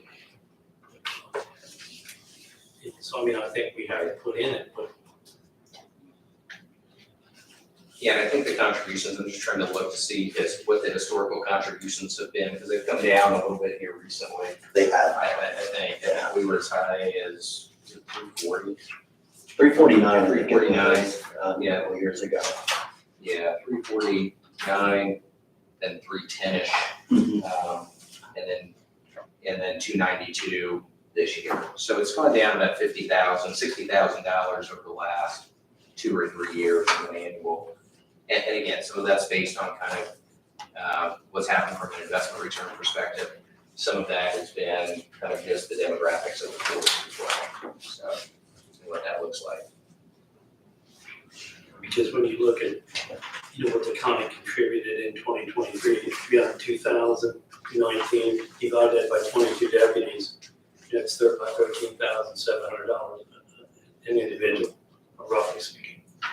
So you're saying we probably would have to add 2.7% of that, roughly speaking? Yeah, actuarially, that's the math, and again, that's based on hitting those exact targets of 6.25% kind of required rate of return year after year after year, so. So the higher the investment returns, kind of the lower that piece is, and again, other variables based on kind of the demographics of the force as well. And again, can you explain how the annuity, does the annuity kick in only when there's a retirement or death? So you would, the fund would then buy an annuity to cover this person? No, the annuity term is just the stream of payments, but there is not kind of a private annuity fund.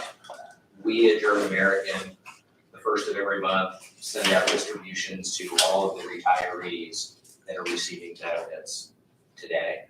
And we'll continue to do so until they pass, or again, depending on how they elected to take those benefits, if it's only over their life, or if it's over their life and the life of their spouse, it may continue on after they pass away as well.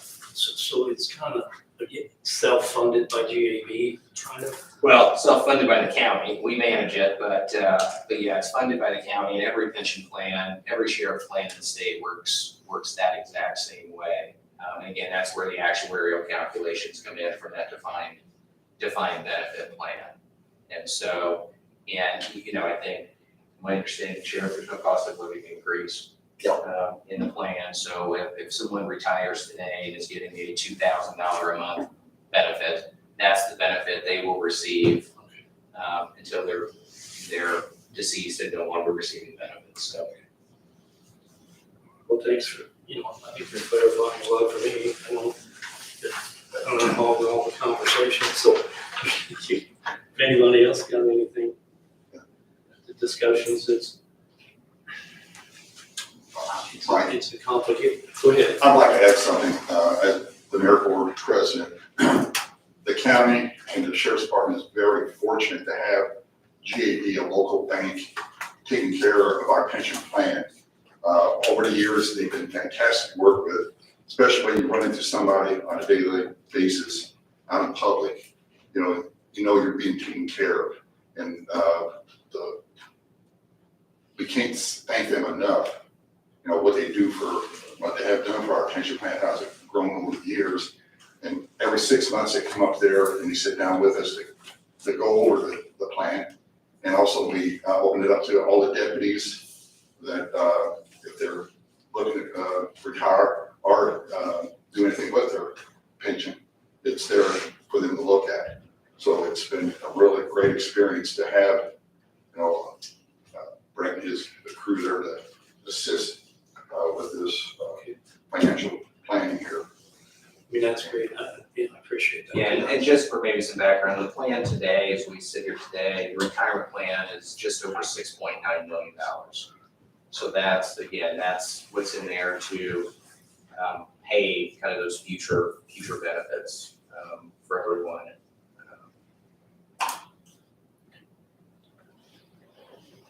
Do you have any specific concerns about long-term funding? I know you can't predict what the federal government's gonna do and all those type of things, But no, we feel good about where we're at, and I think, Sheriff had mentioned that this is not, the 32 years is not unusual. I think every county south of Indianapolis. Indianapolis has it. So all of the counties of the other counties that we work with have it, because all the ones we work with are south of Indy as well. And so given kind of the, again, kind of relatively small cost of it, we don't have concerns as far as kind of meeting that benchmark, as it relates to kind of the required rate of return. It wouldn't keep us up at night, quite frankly. And again, pension plan has kind of an infinite life. And again, it's one of the benefits from a deputy standpoint, and it's one of the challenges as well. Mike, you mentioned it, it's hard to get a defined handle on what our cost's going to be, 5 years out, 10 years out. The actuarial calculations are the best that can be provided. Again, I think the fact that the contributions have actually come down over the last couple of years is a testament to kind of the way the plan's been managed over a long period of time. So, this is not my business, but I guess, your fees and stuff, that's all approved by the merit board or Yes. okay. Any questions, concerns, discussions? I think I'm really, you said sheriff, I think would be someone that passes away prior to 20 years complete retirement. I don't think that's quite fair to them and their spouse. So I think that's something we definitely have to do. You talked about, you started this a year and a half or so ago as part of employee retention as well as, because we've got a lot of buckets that we've been talking about over the last, since I've been involved here. Would this be one of the higher priority buckets, if you will? It seems like this would be. I don't know if I can define what the highest priority of the bucket is, but. Well, we're just, No, I get what you're saying, but it was hearing about the death benefit, kind of started this, and I just thought that, I couldn't believe that we didn't have that when I found out what it was. And then that led me to talking to Stan about, you really need to get that 32 year because that would help. So that was just, on the back burner. We didn't really have anybody at the office that was there at that point in time, but then we had started having, we got 2 that's over the 26 year and they're still employed there. So, that started to become a little bit more of a priority, like, let's do that. And then, another thing that McCready and team was telling me was it's the drop program. And that's a whole nother realm that I don't know if you want to get into or not, but it would need it to go past the 26 years for some of the guys to enter the drop program. If you're familiar with the drop, you know what I'm talking about, but they have to give a time that they're going to retire, a date. And if they give me that date, it's gonna be 3 years in advance, but then their pension funds, they stop contributing to the pension. It just stops. So that's what they lock their pension in when they retire. And then in the next 3 years, that goes into a separate fund funded by German American, that at the end of that 3 years, when they retire, they will get a lump sum for that money that they contributed. And it's not that their pension doesn't go to that next 3 years. Their pension is locked at the day they say they're gonna retire. So you take the previous 5. Yeah. So if they said after 27 years, I'm gonna retire, and they work till 30 years, their pension locked at 27 years. And then whatever they would have contributed, or whatever they did contribute, so to speak, would be given to them in a lump sum and not go to the pension. But if you have that 26 years already, you're not eligible for that because we maxed out at 26. So it was just a lot of things that snowballed into that, to where we needed to ask for the 32 years also. And then when I asked all the deputies what they thought about it, I mean, obviously, nobody knows what the future is gonna bring, but a lot of them said, yeah, if it was there, I would definitely consider. That would be a consideration because working 32 years and having 74% of your pension, of your highest 5 versus 62%, I mean, it sounds great. That's what I'm thinking. But you don't know whether you're gonna make that. That's 6 years of, at a higher age person still working as a police officer too. So you gotta weigh out how your health is. I have a question. So right now, if you're stopped at 26, but you still work 5 more years. Yeah. Are those your highest 5 years? Maybe. Because maybe. Some raises, honestly, right, some honestly no, because you could work a lot of other OPO stuff, the extra details and stuff, that's goes towards our paycheck also. True. So that could be True. contributed to one of the highest 5, where maybe this year was not, because as we all get older, we kind of quit working those extra duty jobs. And so, I mean, that makes sense. Yeah. I was just curious So, that, but yes, if they did, that would count. yes, it would count towards that, but But they wouldn't get that extra Still percent. capped at 60. it's still capped, yeah. One of, on that same note, someone that's 62 now, you know, and we pass this and it starts in July, whatever. At 60, yeah, And can they go to 32 years then? you're talking about 26 years? Yeah, 26 years. They've been there 26 years. They want to stay till Sure. 32. They can continue to Yeah. the retirement plan. Yeah. And what is We got a couple that are there, been 28 years, Yeah, so, what about that person? yes. That's what I was wondering. Do you Does guys it go go back? over 28 years? Yeah, it would just be it 26 would years already. just start, like, as soon as I call McCready and say we're So good they to would go, jump then, to the yes, 66, whatever they whatever are. it's been for the 28 years that you're. Yeah. Percent. Now, if we would change that now, would we owe them more money? Well, I probably wouldn't change the 32 years until the first of the year we do budget time. The death benefit, I haven't talked to, unfortunately, Stan retired at the end of last month, Oh, so I no. haven't met the new guy. So it's, Stan was wonderful to work with. he was. He was the guy. in He was the Yeah. guy. And I don't know if you've ever heard of, he's been copied on a lot of emails, he's gonna take over for Stan, or did take over for Stan, so he's been with him for 20-some years, so it shouldn't be a difficult turnaround, but I will talk to him then and see how, but I would want that death benefit to start as soon as possible, just in case something happened. But the 32 year, I would say we'll just wait till budget time to get that implemented. And kind of what I was going after earlier, about a lot of times when I'm talking to different age people, you know, if I'm talking to some of your younger deputies, we're talking about, they'd rather have it in the salary bucket versus the pension bucket versus the insurance bucket, you know what I mean? Everybody fights for, they've got their priorities. But this almost seems like this would be a high priority in every one of them's case here, I think And all of a sudden, instantaneously, they're gonna protect their wife, their spouse. For that part, yeah, I mean, I did have one It seemed like deputy, they would all be behind this one 100%. for the death benefit, they are.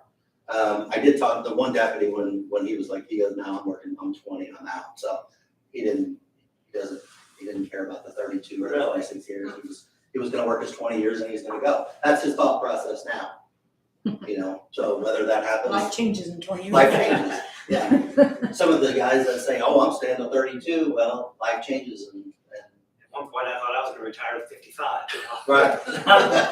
I'm still here. Yeah, so I mean, I don't know whether, but you're right. I think the death benefit, I think there was nobody that questioned that or talked about that. Thanks. I'm like you, I'm shocked it wasn't in there. Yeah, So if we would we want to approve this and, if we approve it in two different steps here? One, the death benefit, and one, the retirement for 32 years. Did they provide paperwork if we would pass this, or I don't have anything, so. no, as far as what paperwork, Like a letter that we would. Something that we would approve, and I just remember when Terry did increase it from 20 to Yeah. 26 hours around. And I do remember they had some kind of, something that said, we're gonna change this. I did not get anything. I don't know, like a plan amendment or, I did not do that yet. No, I asked Stan to do the actual actuarial study right, for the increase, and that's what he did. And that's what I brought. I didn't want to pay the extra because I'm sure that's gonna cost money to do that. So I wanted to get the study done first to see whether it would go, and then I'm sure that when I call Ben and tell him that we did or did not, or whatever send we did, that it would send the necessary paperwork. Yeah, I think Sandy, you're right. I think there would be a plan amendment, but in order to get that, I think there needs to be approval to Right. move forward with the plan amendment. Then the plan amendment would be brought in for signature, I think. Would this have to go to the commissioners for approval? I can answer that. I just wondered. Because it's really a merit I board. mean, would we, Yeah, The merit board approved it to bring here. I have never taken anything to the commissioners. So the scenario one seems like kind of a no-brainer, just in my personal opinion. Now, the scenario two, where we're going from 26 to 32, are there gonna be unknown ramifications? I mean, like the perf for the rest of the county employees?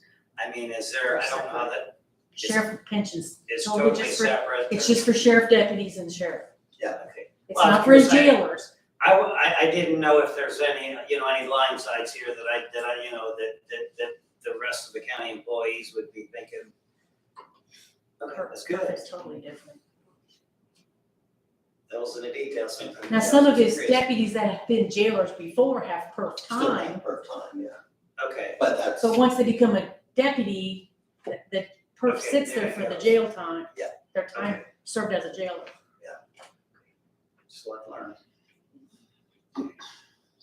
So I wonder if we would have a consensus tonight on both of them and then get the paperwork that we would sign, or, that we approve each one of them. That's more of a Greg question, I don't know. yeah, I'm good with however you want to do it. Is there anything wrong with tabling it until we find out the details, or what are you saying? But you want to be able to have it move forward at least on the first piece of it. It's gotta be approved, so they can Okay, move along with it. Yeah. okay. That's, So I think if we'd have we'd still, I guess, could vote, make the final vote, or, when we sign the document here in May, that could be something. I mean, does that make sense? That we would just give them permission to go ahead and get it? And then we would, even if we approved it, then they can draw a document, you can just sign it at any time, not if it was approved. Yeah, I'll get some more details, I mean, as far as like what, I don't know what McCready and Keener, what you guys require. Yeah, it's really McCready and Keene, because they're kind of. So if they require some sort of a form, we need to get that. I think I'd like to just have a consensus on both of these amendments, both of these requests. And then they can get the paperwork, if we come back and vote in May, we can sign it, vote on the final, if that's all right with everyone. Okay, let's start out with the, I guess it's scenario number one, the death benefit. Who's all in favor of that? So that's a consensus on that one. Then scenario number two is moving the formula from 32 years to from 26 years to 32 years. Who's in favor of that? So I guess it's, both of them have. I will give them a call tomorrow and, And then it's see what I need. just set it up for the May meeting, and then we can, hopefully have you have the document. Yeah. And we can make the one effective, that first. I'll talk to him and see what the best And then is. the other one would be first. Tom, I'd have Greg look it over and then that way it's done. Well, Appreciate appreciate it. Thanks for coming Thank you. on, so. How are, this is totally separate, Red, you can go. You're good. Thank you. Thank you very much. Well, you're thinking, damn, it's 20 after 6, I really got, applications. Yeah, we're having, testing Saturday. What's, I was thinking that was a Saturday. This coming Saturday, we'll have that. 9, 8? Ten. 10? How many? Applicants, Yeah, I believe 6. 9, 8. I'm sorry, I got the other two on It's my. kind of like Stuart, it's kind of, it's a moving target, or? Yeah.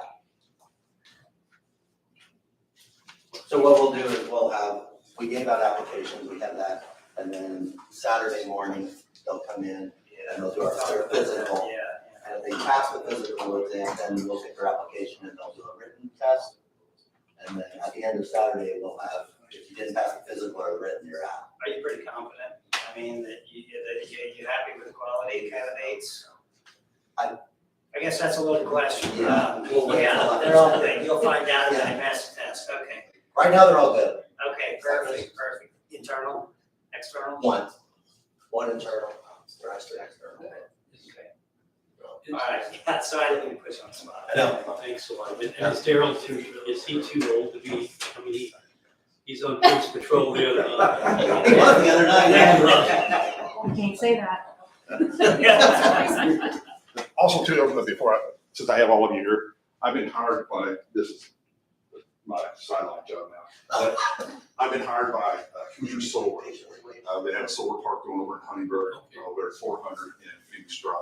So I'm gonna be a contact person for the area here for the project. Okay. Can you give me a call on that? 'Cause that's gonna be right. That's okay, I'll take that. Yeah, I know. My neighbor actually called me last week. He said he didn't know who you were, and I explained you were legit. Yeah, I met with Keith Phillips. That's not. I'm in contact with him several times. He said you stopped over the last time I've been there, so. Yeah, I've been over this past week. So, yeah. You can get a hold of the guy, you got some today, I'll get money.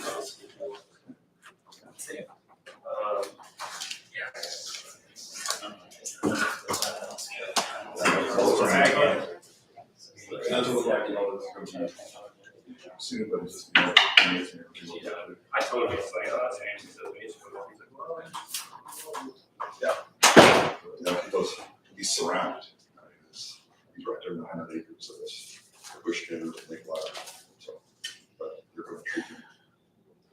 You're gonna reward him. Okay, yeah, well, give me a call, appreciate it. Will do. All right, take But care. yeah, as it gets further along, I guess, I don't know if it's gonna be coming from you guys at all, but I know like the Thompson General was behind her. They had more jurisdiction, I guess, again, because it's right. Skip the City limits, city limits right there, or not. It's a little farther to the side. But anyway, but I'm looking at Well, thanks for letting us. Great. Great meeting. Keep up the good work. I appreciate it. My county tax dollars at work. Appreciate it. So the part of I staff, don't what see happened? Tony here. I spoke with Christine that she wasn't entirely sure if she was going to come, but thought that She's not coming, she's in Evansville, but, even he, oh, she wasn't sure he's coming. but she thought that the two of you had enough information that you're able to speak on that. Well, I didn't know if you wanted to skip that so that we can get, so Amy doesn't have to sit here and Yeah, listen. you know. That's up to you though. I mean, I'm happy to sit, but I got a track meet to go to Well, too, let's, so. you know, so you wanna move on to CUMCAT, is that what you're here for, the $7,000? No, she's That here about the LATCF LATCF funds security. for the courthouse You're gonna maintenance. pay for Carpenter. Oh, okay. You wanna talk about that? Do we run out of money? No, I'm contributing plenty of money. Okay, so what, you wanna go through the whole thing? I just wanna hear what you were gonna say about it. Okay. Well, you know, what, I mean, well, it's not only, it's. It's not under only courthouse the security. Courthouse security. Down here. Tony's not here, so we're gonna All the skip farm number. staffing. So what we've been working on, I think, is that 2 meetings ago, I think we approved the $50,000, on March 30th, we did it, I think that long. The LATCF assistance, Local assistance, travel consistency fund. okay. And it's $50,000, I guess it's from the federal government, it's a grant that we can use, that we approved using it for courthouse and annex upkeep and maintenance or repairs or whatever. This is what we already got half of, right? We got 50,000, the next 50's not here yet. We're gonna get another 50. So we're trying to figure out what to do with the 50. So far, we've done the outside air conditioning unit for the server room and the landscape. Yeah, that's, so I got a detailed sheet here. The Messmers did the, I guess, through the wall server unit, and it was $4,575. And then we did the courthouse landscaping from Brescher Landscaping, $7,010.04. And on that invoice, I noticed too that they're charged, I don't know why they charge a small amount of tax. Maybe it's not sales tax, but Well, it says if this project is not the taxes in, then that 30's on there, but we're not gonna pay it. well, that was the Fisher probably. Oh. But this is the land. We're not gonna pay it. Okay, I don't want to complicate things. But, We're gonna okay, wipe then, out. when we had this security meeting, again, about 30 days ago or so, they came up with some ideas, what we want to do, and that's, you know, it's closing the back door tentatively. When we get the rail put on the ramp, we're gonna close the back door, and do some more security in there. So somebody can't walk in and get in the clerk's office and just walk in there. They have to have one of these. So we're gonna do that. They decided to, as a group, that we want automatic door openers on the east doors over here. We're gonna put one on the, as you walk in, it'll be on the left side of the doors. So when they come up the ramp, you push a button and the wheelchair can go in. And they're timed, or they both will open, you know what I'm saying? So that we got quotes on that. And the automatic door openers from Kaiser was $57.68. And then we got Fisher Electric to hook the electric to it, power operators, was $2,200. So then we, Brett, I think he runs the ADA fund, and out of that fund, he's gonna pay $5,000, I think is what he's got left in that fund. So, I mean, I got a sheet of this, a breakdown on it. Sandy and I can give it to you too, but, okay, then on the clerk's north door, they're putting she wants a new door and frame with a glass door that's got a speaker through it, so they can walk up, when they get married and all that, in the back, in the north door, in that room, so they could get a speaker on that. Jasper Lumber gave them a quote of $5,616. And then to put a secure key card on that door and both their doors, they're as you enter on the east side and that door, it's $3,975. And then the dues for carpeting, and of that, Amy's willing to pay for both of those items out of her perpetuation fund. Okay, then and then the floor covering, new carpet floor covering in the clerk's office was $6,980. So that's gonna come out of this LATCF fund.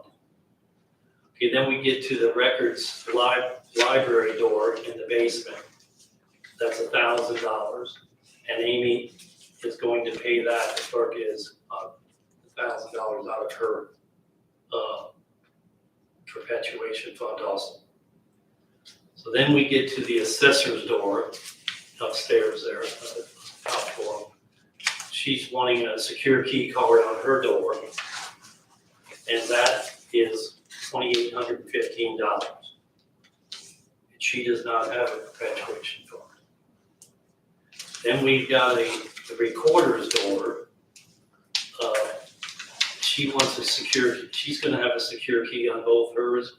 As you come in the east side, her first door, and back in her records room, she's gonna have a secure key on that, and that's $3,975. And she is going to pay for that access. She can pay that out of her perpetuation fund. So then we move on to the carpet floor in her office. She called, and that's $6,980 to put new carpet in her room. And she is willing to pay that out of her perpetuation fund if she's saying if we would use that money to buy decent chairs in this room. And so I'm gonna buy the console, but she said that she would do that. She would pay for her own carpet if we would help use that money out of that to do these chairs. So I'll get into these chairs later. But that's what she told me. I mean, otherwise she said, if we don't need the money, then she said, just like the clerk, why don't you just pay for it out of this fund? So I think that's a deal for us, to get, she's willing to take that out of the perpetuation fund. I think it'd help us here, or help, make this room not look like a hodgepodge, I guess. Makes it look homey, I think. Anyway, so the total of what we're gonna expend is $60,772. And of that, the funds of what the clerk and all them out of their perpetuation funds and the ADA fund is $19,566. So the total payments out of that fund is going to be $41,206. And if we accept the recorder's proposal, we can take $6,980 off of that. So we're gonna end up with about, 36,000. Oh, like new chairs, right? So you have that cost. Yeah, so it's gonna balance So out. that's gonna be balanced. So, I think we just, unless somebody disagrees with that, we already, with the expenditures, unless somebody's got a problem with it, then, we don't really have to do anything tonight. We're probably We still around, have some money remaining though. we're right, Yeah. but we also have, the judges upstairs, they got, 3 doors, 3 locks up there that have to be secured. We've got they wanna put a phone system between those double doors and into the courtrooms, so they can say buzz somebody in. And the other thing is, the assessor, we've got a drawing on to get bids on. The assessor wants a through wall service window, just like the treasurer and the auditor has. It's gonna be a small one, but she wants, so people won't have to go in her office. She doesn't have room to really entertain anybody in there. No, and right now they buzz in, I was up there today, get a buzz, and they come out of their locked doors behind this little, COVID screen, whatever. You know what I mean, and then they have to go back in and buzz, do it, and then come back out again. But anyway, that's gonna get, I don't know what that is, let's hope that the budget will cover that, but if we don't, maybe we, like some of the contractors said, well, they won't be able to get to it for months, so maybe the other 50,000 will come, and we can use it for that. We got the first 50 in October of last year, so I'm imagining So it'll be late this it year. may be October, If not, we can do something. because October was a fiscal year for the, so I got a feeling it'll come then. So that's, I don't know what else you want to hear. Amy, that's the gist of it. I appreciate everything you're doing. The recorder did call the state and she explained the carpet. And they thought, it's one of these, but.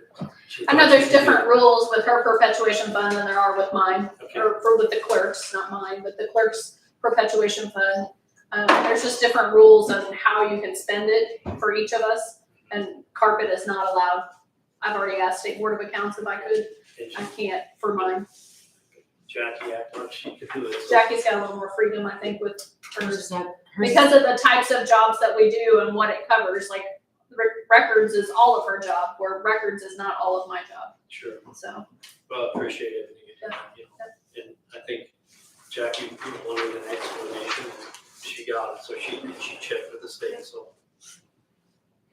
So then, the only other thing, while we're on this subject, that chair, we had a couple, got quotes from Kimball, and we got quotes from, this is OFS. And what we've been thinking of is buying 7 of those, that height of chair, and then getting 4 of them for these 2 tables, but they would be a lower back, they would be a mid back or whatever. And we would get them in black, or a ultra leather black. And, Not so that they don't show material. dirt or show G marks or whatever. And then we wanted to try to take these nice chairs, these small ones, move them down to the meeting room downstairs in the annex meeting room downstairs. So we think we'll have about 10 of them around that table. And get rid of some of that. Yeah. Broken Hodgepodge. crap down there. I mean, I do weddings in that annex conference room downstairs, and the last couple weeks I've had several weird comments over the variety of chairs that are down there. Well, Not that we're using them, but when you walk in and you see the Well, and some of variety. them don't go up, some of them don't go down. So, But they serve the purpose if you have to have them. it's, if you sit there for a meeting, it's bad. We had comments same way, and we got rid of 3 or 4 of them because they only had 4 wheels. And that's the. Tipping hazard. when they tip over and you break, you can fall backwards on them.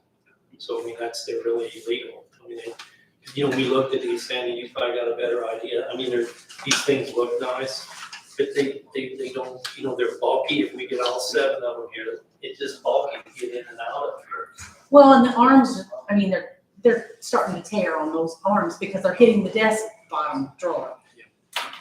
I did have one question on the list of things. I don't think you have a quote on the second floor securing of the doors and the phone system. They don't. Like that's really a priority even for the clerk's office when we want to send people upstairs. We've tried to work together and eliminate some of that foot traffic, but there's still some people we have to send upstairs, and I think it's really, should be a priority that we make that a. I think Scott's getting these quotes. Yeah. So, I mean, he's after him. I think he's just, a lot of this, it's like those operators, they're not gonna be put on tomorrow if we get, if we approve them or the commissioner's approval. I think all this go to the commissioner meeting on May. They did approve them pending new funding. Is that right? Yeah. How about the chairs? They didn't get it. Chad They didn't want to Chad send them approved the the chair, chairs. but he didn't approve it through the council. Right. But all the things you talked about But that's approved. that we have quotes for, they approved pending. So anybody comments on that? Sounds good, thanks for all your work. Got it going. So Amy, you got any more? Now, the only thing I'll have to do is I'll have to appropriate Amy's portion. So we'll bring that to the next meeting, because we haven't advertised her perpetuation fund. And Jackie's does not need appropriation, that's in her statute. she's got, that's right. She has control of her fund. Because we give her approval of the 75,000. No, that's not true. Is that right? It's unlimited on hers. She's just saying she takes in about 70,000 a year. Every 5th year she needs 10,000 to pay her stuff. That covers that. You can do anything beyond that. Really? There's no cap on hers. Okay. Well, I got the quotes here. If anybody wants to page through it, you're welcome to. I guess we were thinking about this OFS chair because Kimball's about 1,000 or 100 something each more. So we're looking at somebody local. So. Yeah, I like that. Anybody else otherwise that? Well, the difference was the grade on the material. Well, I was using the higher grade because The higher grade gets more I think rubs. it's gonna wear better. If they gotta stay in here as long as these have, for 30 years or 26 years, you said. Right. If you want to see it, I have the. These chairs have been here 30 years. Yeah. Actually look pretty good. You wanna pass that around, just to see if that's the case for that. Pretty good. It's the grade 7. Yeah, grade 7. Amy, has the election been going smoothly? Yeah, we had 81 people on Saturday and had about 36 today. A little more on Saturday than I was expecting, but we're all smooth. What's that, early voting? It's Huntingburg only. on either side. Huntingburg's the only one open too for. Yeah. The black. We just thought black would be more Yeah. neutral with the carpet and.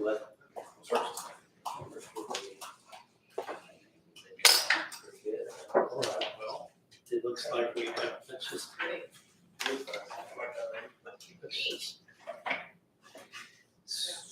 So did our last person not make it? I guess is what I'm gonna assume. No. I have a paper, so it's not sure. We're good to go on that. Do they have to vote on it or anything? Okay. I mean, the money's already picked, right? It's just about. I'd say go.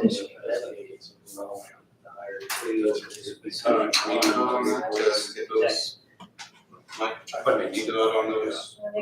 I mean, the money's been appropriated, it's just a matter of how you want to spend it. And if you're, I mean, I guess I'll just, if there's any disagreement, we'll just. now, like I said, the only thing we can't spend is what we haven't appropriated for her yet. We'll have to, Amy and I have to calculate that and get it advertised, and the next time you'll get an additional appropriation for her section. So you can approve everything else. If that's okay, we can have just a consensus, I guess we don't really have to vote, do it. We already have the appropriation to spend it, it's just how you It's guys just want if you, to spend it. if anybody's got any objections to what we're doing here, let's just show of hands who approves it. Have a show of hands, so let's, so we'll go ahead and I'll either have Scott or I can give the information to the commissioners. They can just, we'll get that formal presentation that Chad knows what we're doing. It would be that chair unless somebody's got an objection to that chair. That'd The be other two fine. choices are downstairs, I didn't bring them Yeah, out, they're, but they're not as you know, executive looking as this one. Ron has to be checked. we did,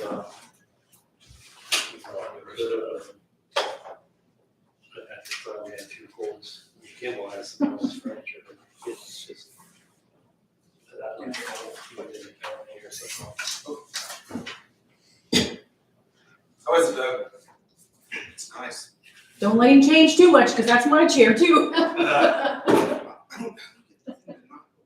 Okay, let's move on then to, the Dubois County Park, I think, they've been discussing this with I guess a couple people here. She called me, Christine called me a couple times, and I spoke to her once or twice because I had some questions, but they want to hire this person for the assistant and manager, and he, their thought was to possibly move this person into the superintendent's job when Doc retired, I think in sometime in August after the 4-H fair. So the issue is, and I looked it up yesterday, I guess, they're advertising for an assistant. So, I don't know why this is getting so complicated. We really, I think that should be another, when that comes, that should be another, like a. I think from reading the emails and stuff, it sounds like this individual, unless he's assured of giving the director's or the superintendent's position, he won't accept this one. So it's not contingent on, the pay is contingent, getting the next level there is also contingent, so. I talked to Marky before the meeting here, and I asked him exactly what they were advertising, and all they've done is, I guess, the last assistant superintendent left in December, I think. It was December. It was December, okay. And they basically then in February, they started looking and advertising for the assistant. Okay. But nobody has ever advertised they had not advertised for the superintendent's position yet, so. I see that problematic trying to guarantee somebody the assistant spot and then also going with, guaranteeing the superintendent spot, especially under the conditions and demands, without advertising that to someone else. And I think it's important to have someone on site living there and to go with the notion that we think we can rent that to anybody. I'm strongly opposed to the Dubois County government getting into the home rental business. You're asking for a lot of headaches and a lot of problems. The county does not own that home. The 4-H council owns that Council home. would do that. We own the land, they own the home. Well, then they're putting themselves in a situation where, yes, he's gonna get let's say they do, approve him being the assistant and then going to the superintendent, well, then you're gonna have to interview for another person, and whether you get another assistant in there that's gonna stay as the assistant for how long, you just got the superintendent there, so there's no chance of him moving up anytime soon. Yeah. We've had a hard time, or they've had a hard time filling that role anyway. I don't doubt that this candidate is probably a great candidate, but maybe he's not the right fit. If we can find, because with the park there, I'm assured, I would think that there's gonna be some kind of weekend responsibilities when people are camping and stuff. I don't camp, but I would think there's I'll weekends. go there every weekend. You're gonna have a hard time finding another Bob Grass. That guy is dedicated to that place, plus he's willing to live there. And the way I look at it, they were kind of valuing this rent at $1,000 from what this kid wants, roughly. It's a pretty hefty rent that the way this comes out to me, but, Bob's outstanding, so I don't know who I replaced him truly. But I would think that there is a young person out there somewhere that would be, loves to work outdoors, handyman, whatever kind of background, handyman type background, ag or whatever, that would be tickled to death not to have a mortgage. Home mortgage, if you, Possible. I don't know, but we haven't advertised for that, so people really don't know that that's an option or a possibility. I think you're That's my thought. I mean, because if the ideal, and maybe we'll never find somebody that'll live there and actually take care of the facility, but I think we at least need to explore that, would be my thoughts. I'm not denying this other kid's a very young man, it's not great or however old he is, but.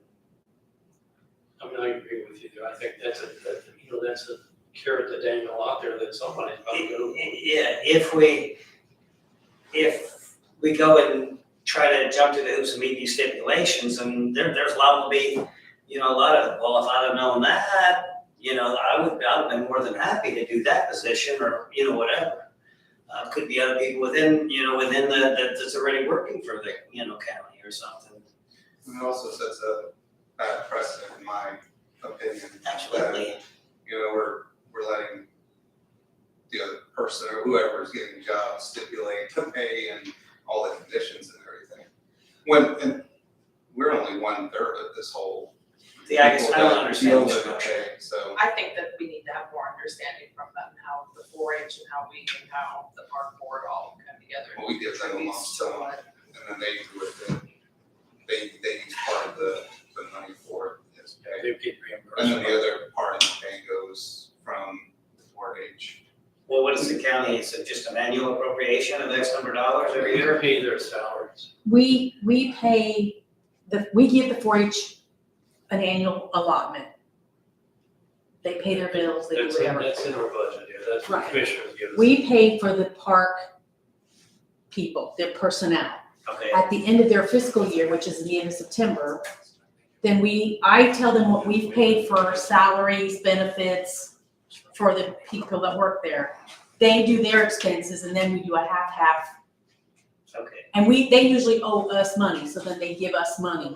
okay, and they're the county insurance and everything. They're county That's employees. what I'm saying, they're just a standard. Yes, and I put that in there, how much insurance we pay, how much FICA per whatever.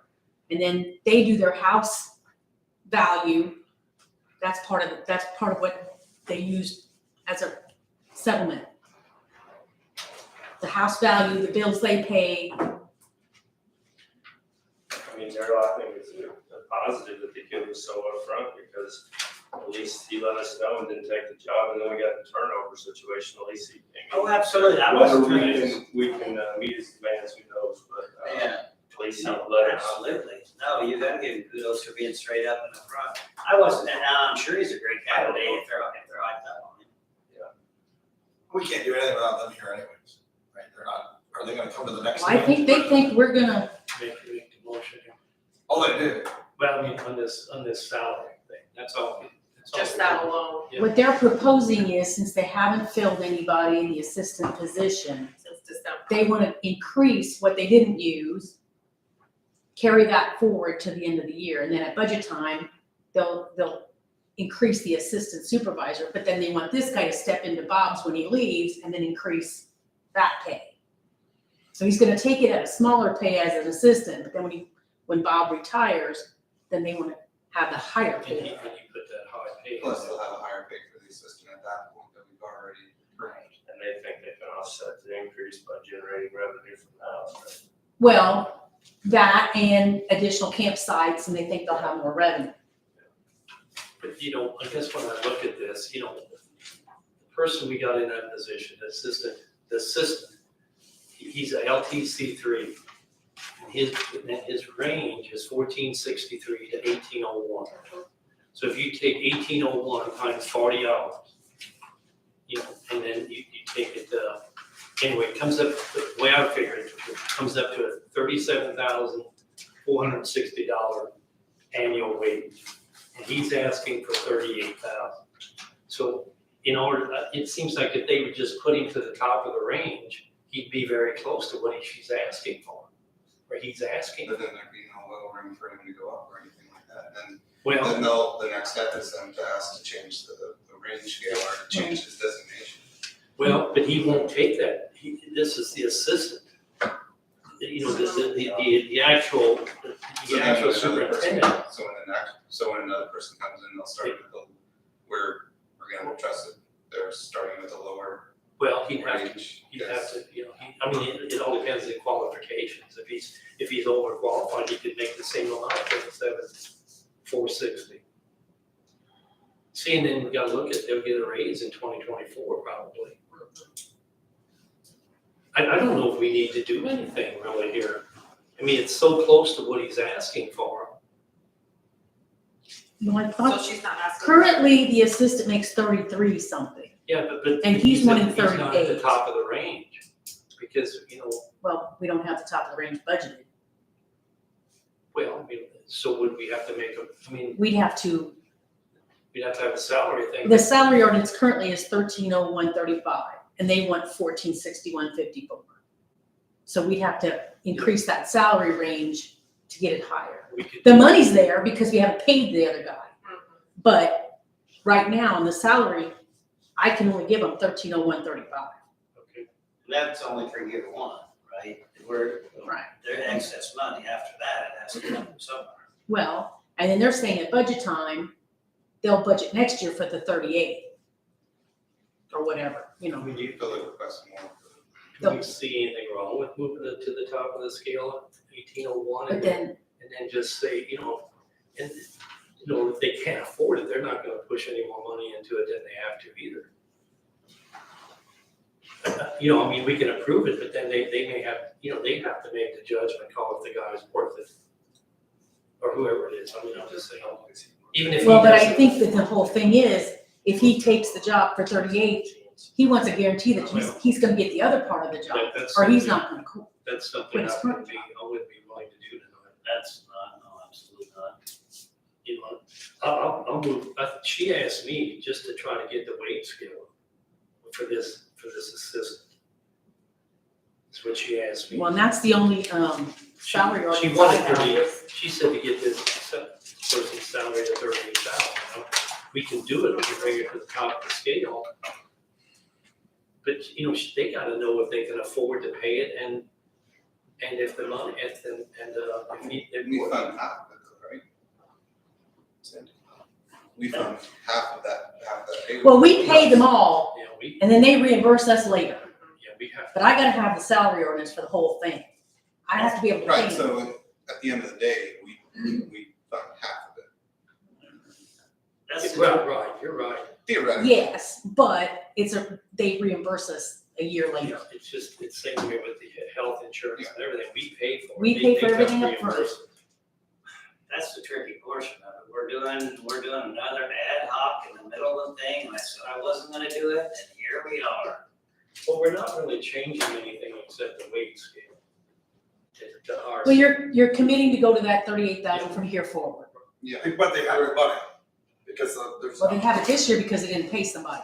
Next year it's gonna Next cost us more. But if we But can't, it's half our money too.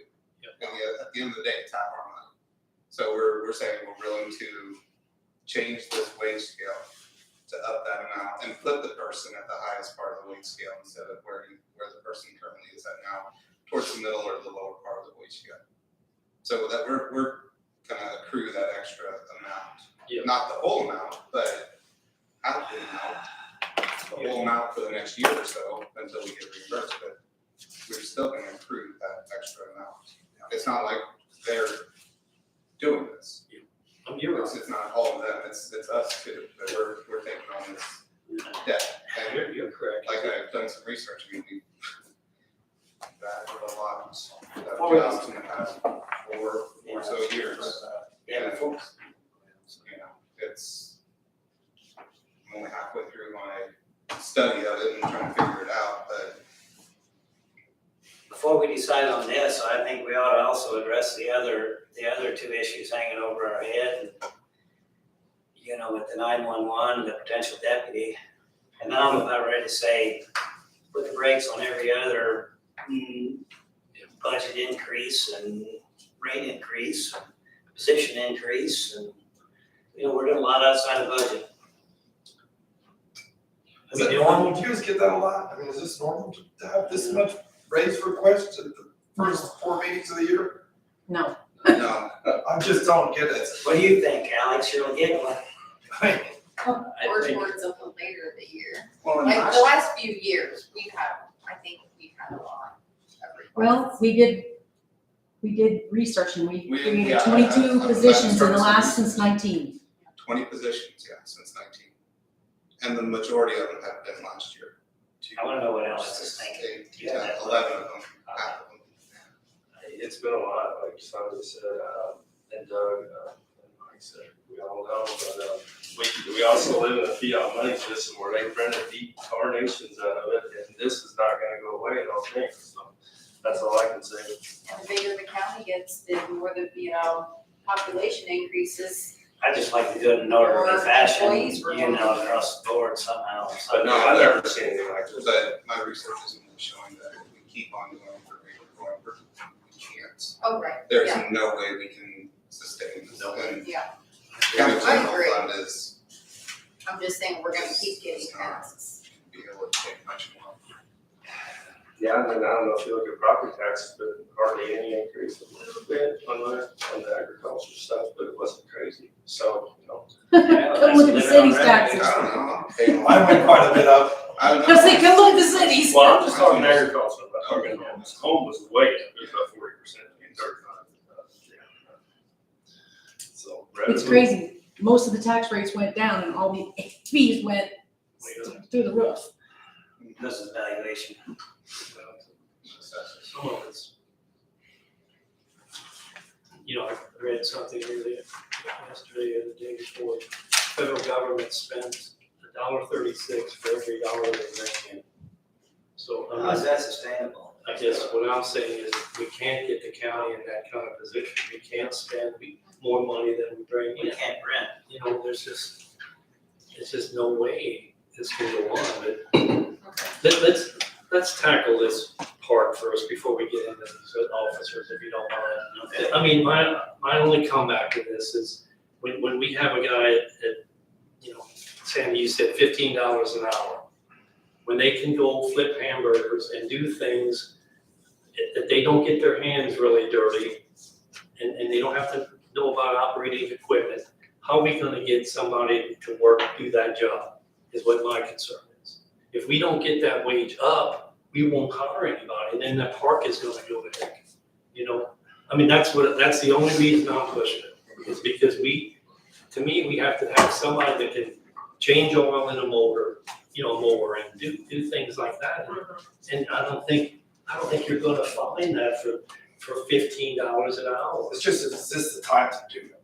Yes, it definitely, we need it. Yeah, how long It did has to do. Bob Drew, have him under his wing, how long did he have it? Bob's, I think, he originally wanted to retire in March, but now I think he's waiting until after the fair, so you're talking maybe August. No, but I mean, Chance, like, how long has he been an employee? He hasn't He hasn't. taken the job. He's never done any work out there. He's not a county employee. Okay, no, I didn't know Yeah. his experience, I hope this, Mike brought a good point up, I mean, this guy, Bob probably thinks he's great, he knows how to do everything out there, I didn't know if he worked there. No, he's never.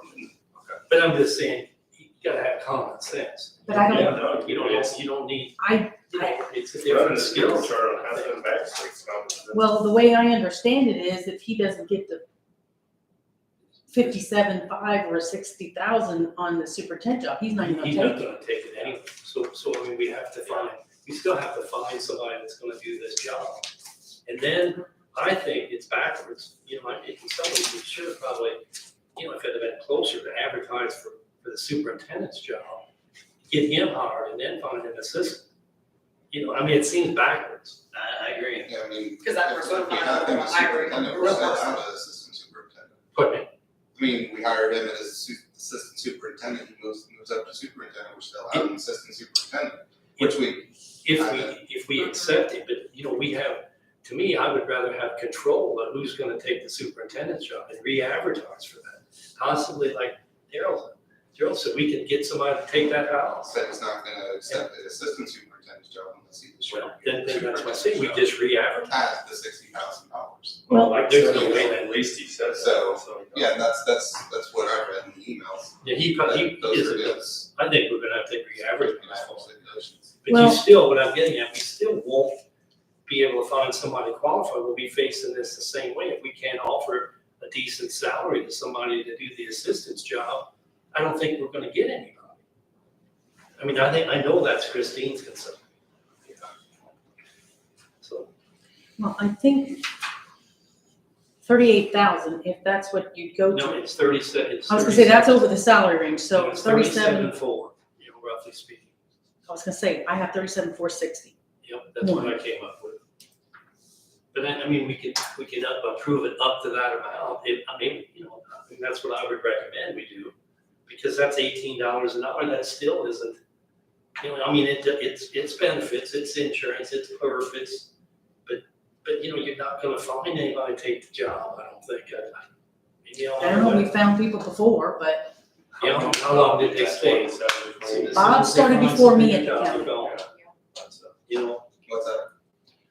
I said, as soon as they find a higher paying job, they're gone. That's what happens. it depends if it's somebody who wants just benefits. I mean, it's got the good insurance with it. If it's somebody who wants to work out, I mean, I can't answer that. Yeah, I don't think we're gonna get a young guy in there doing the assistant role, because that's just not it. It's gonna be someone that Maybe more values retired more the insurance and outdoor person that's already. Let me just say, I don't think, no matter what, pay them. I just think we're gonna put we gotta remember these park people they get paid, they don't get paid anything or paid to attend meetings. So we can't put a lot of pressure on somebody that's handling this. It's kind of our decision, and we have to help, I think we have to help them find this person. I mean, that's the way I feel. Well, but one of them sounded like they weren't for going this route. Janelle didn't seem too. Well, that's the 4-H council, because they're afraid they can't afford Because Yeah. I think some of it, paying us back.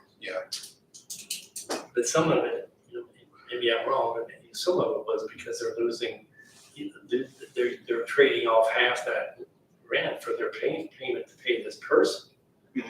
Where they're not gonna have that if we don't have that person renting that house. All right. Yeah. So, I mean, I So that gets exactly It's what a she was twisted- saying. It's, like I said, it's multifaceted. So, It's more And they were complicated also than- asking then for some capital projects. well, we. That's gonna come later, I think. Okay. Well, I don't have a problem if we keep if this is just segregated one issue. If we think we need to bump the assistant superintendent, since this is a corny three-way deal, if we need to bump that to try to get somebody to do that, but I think that's all it should be, plain and simple, we bump that. Not addressing the superintendent, that has to be advertised, as a position. And not put any guarantees. I'm not, Even knowing that we would risk losing a qualified candidate, just throwing it out there. That's what's gonna happen, but I don't know what else to do. Honestly, The asks are not We're acceptable. the only ones paying for We that. can't afford it. I mean, we're not the only ones. I'm just wondering as a part of where we say, well, if we go back to advertising the house, we lose this guy, we don't get anybody that wants the house, we want more money again, I don't know what to tell you about the house, I'm thinking that they may stay. Well, if they would be here, it'd be a different story too. well, who was coming was just a board member, Oh, is that right? He doesn't have- And that's what Christine is too. She Right, she's volunteers just a to board time. member. Okay. That's what's gonna be my question in hiring those folks then, because they technically don't, well, I guess they do report to the board. I mean, so that the board has a final say on who they hire. I mean, they actually do the hiring. The board does the hiring. But And I think the 4-H council is with them. Sits in And they along. use one. Yeah. But what I guess, not that, someone that does, where would the, maintenance people for the courthouse, Nancy, would that be? Annex and courthouse. I just wanna see a comparable wage, So I'm just saying, Compared to like, you know, Oath makes 48,000.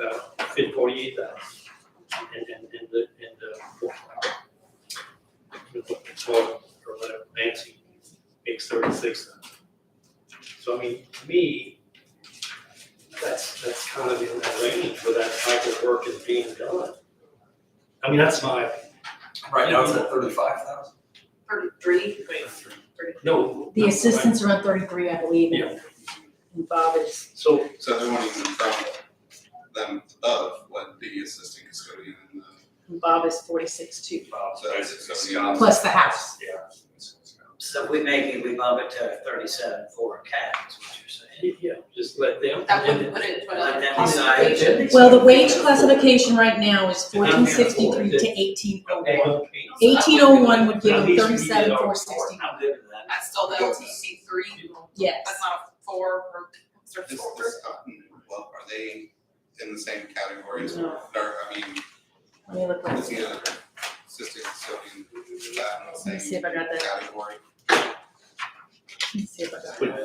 I got it, you got it in front of you there, sir. I've got the wage, but I just have to find them. And we pushed up. But Doug, does that make sense? If we would give them the limit, you know what I'm saying, Custodian. the 37 something, whatever, that's the top of the pay. The custodian assistant's the same classification, Then they're- LTC 3. No, what I'm saying is, what if we as the council approve that? They figure out if they can afford to pay us. You see what I'm saying? Well, they're going to because they haven't had anybody in that position for 4 months. Well, I mean, but next year is next year, you know, that's fine, it's like spending your paycheck, and then there's no more coming. You know, Well, the thing with the park operating is that is a tax rate, so if they can't afford it, y'all are gonna put more money towards their tax rate to get them to cover it. Which means that levy, something else is gonna get lower on a tax rate. yeah, this gets complicated, but I just feel, you know, we just stuck, you know, 500,000 in the park.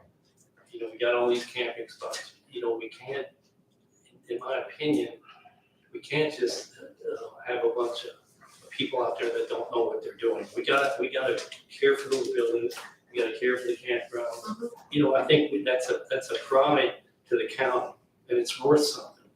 It's just like the courthouse, you know, I mean, the beauty there.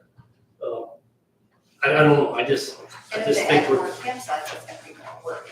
And then they've got this other grant that they're gonna do more. You know, they're Well, gonna have that this is- ready grant. That is the other part, is the ready grant, they need a $25,000 match. Yeah, and we, yeah, I did sign it. What you say? I think, well, just getting more revenue coming in. Yeah.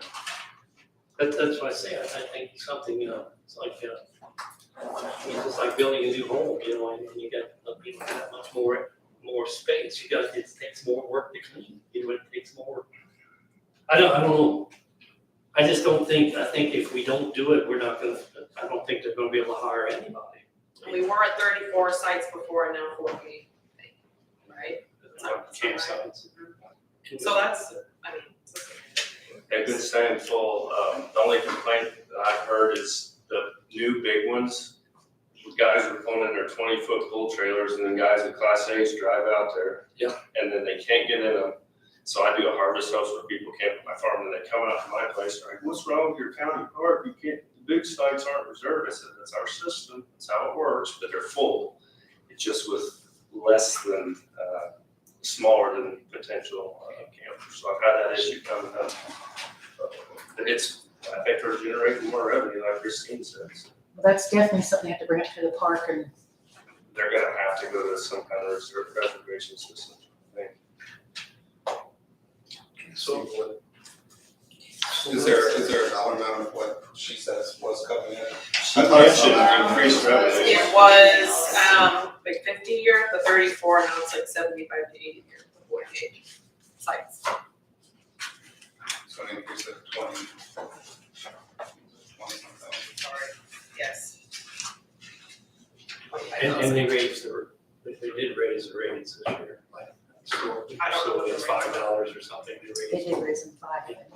Yeah, I mean, Bob's out there at 5 o'clock in the morning collecting money every day when I'm camping out there. The guy's, I think he's, from what I know, he's a really good place, gonna be hard to replace. So like Mike said, we're gonna have to do a little, and he's good. See a trend here. You're replacing with people. In general. Yeah. People Yeah, it's don't, gonna be hard to replace. people don't wanna work under the same circumstances. This is what, Some of the mowing out there is dangerous that he does. Some of the banks, that's gonna be kind of acclimated to it. But what's the thoughts here, so we can move on? I think we got, this is just like budget time, this is the fun part of it.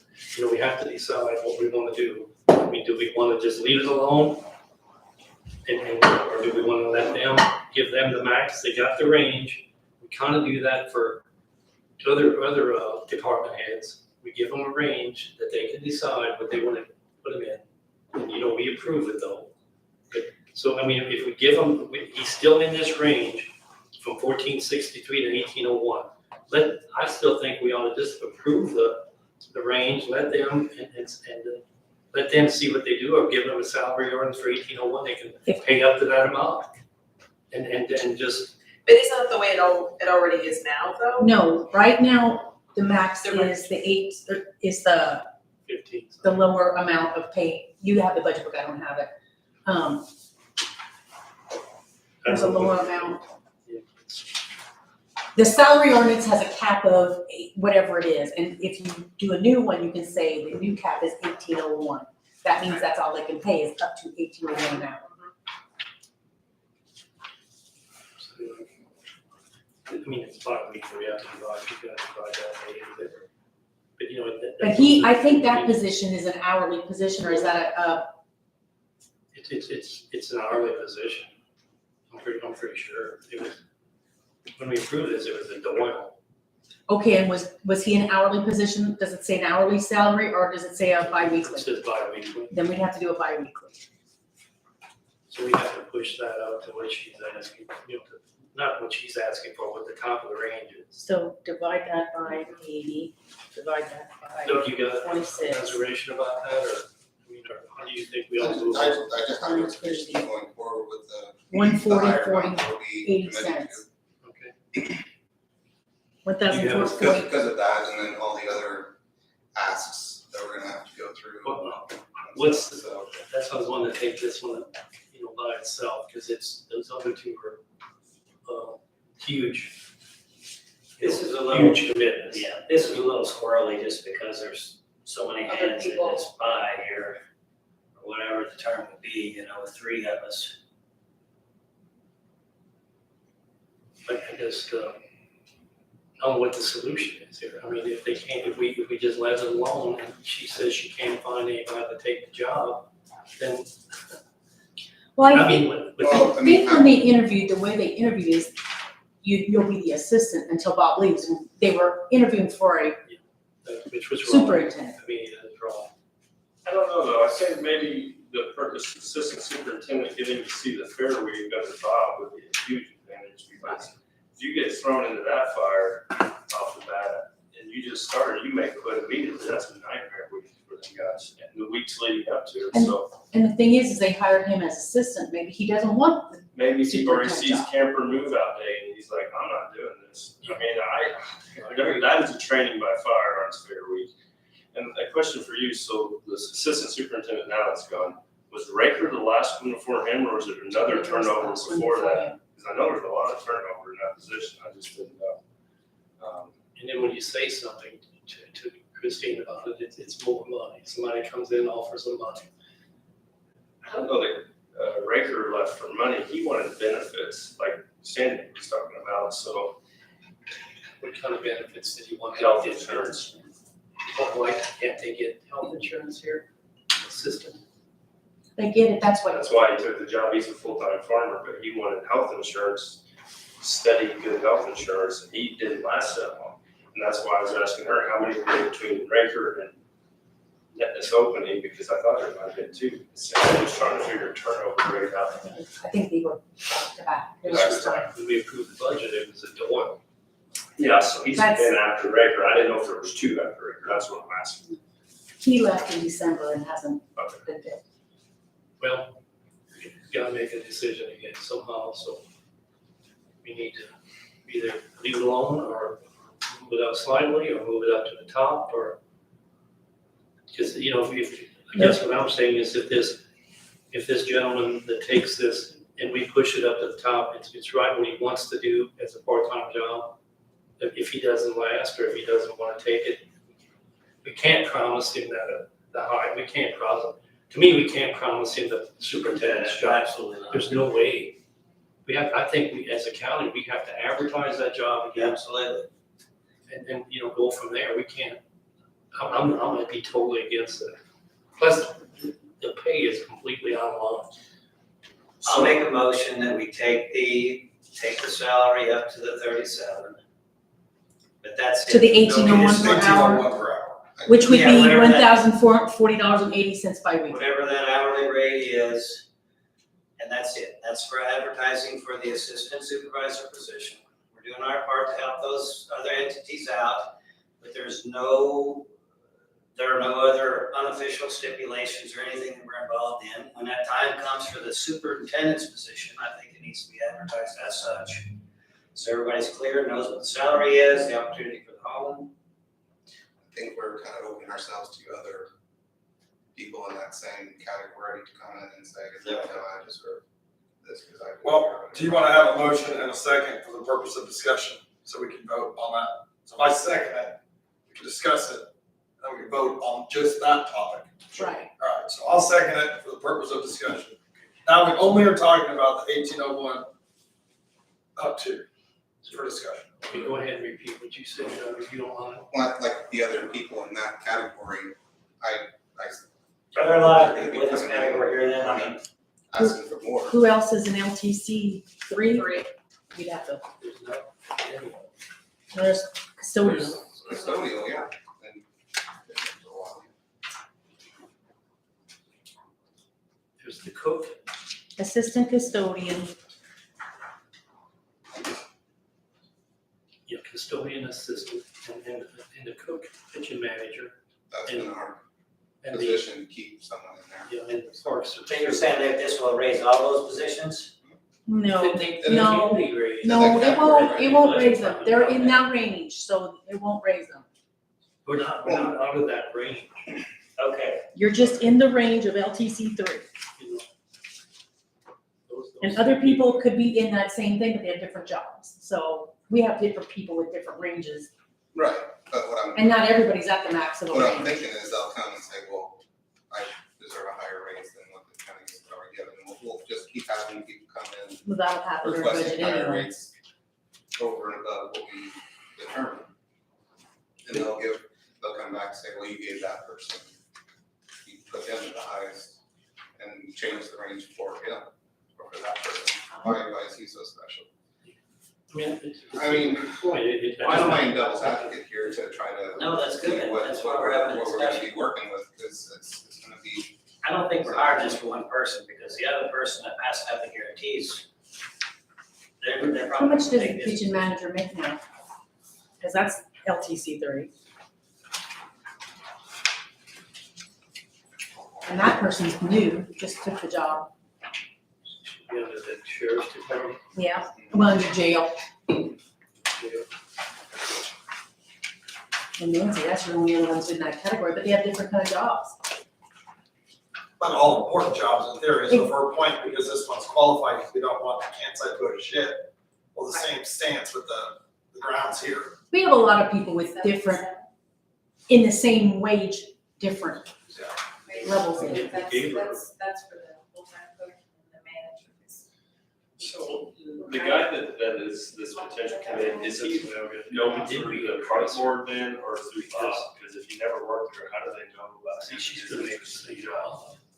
How would he even know? Is it- I have no idea. Right. She Am I probably looking at makes, that right? she makes the same as the top one. She's at $18.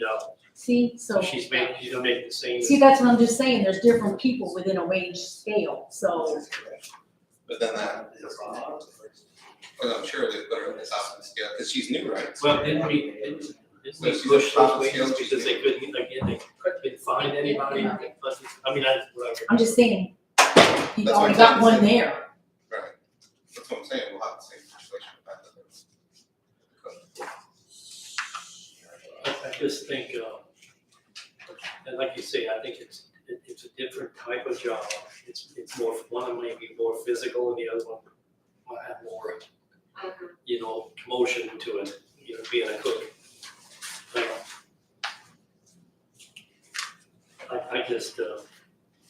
I just feel it, to me, it's the right thing to do to try to make a qualified person. My And opinion. he may not take it at this, I know he probably. because there's no guarantee you're gonna get the other. But see, it's gonna help try to get a qualified person to do that job, I guess is what I'm Those saying. are definitely paid skills for that job. So really what they probably should have done is ask for an additional, to have a second person for a while to work with Bob.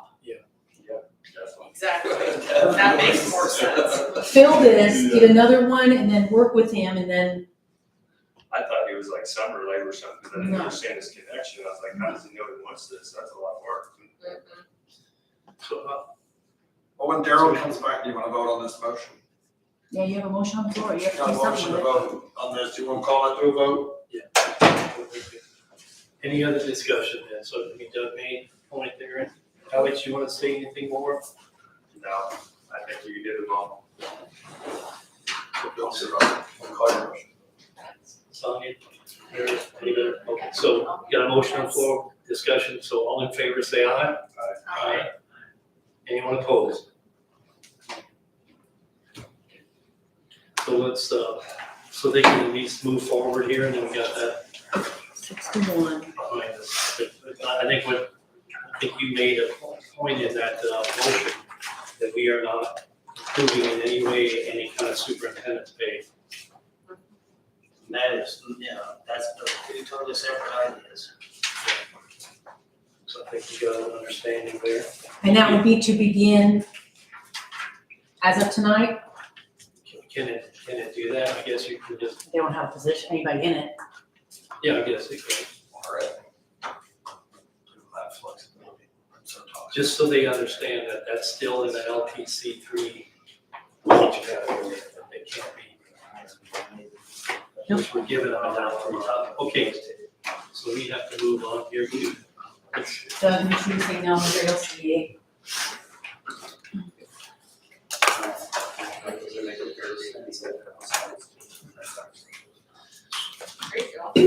We're almost through the agenda. So let's go on. You want to move here? We can't go through the appropriations, because we don't have a hire of those two people.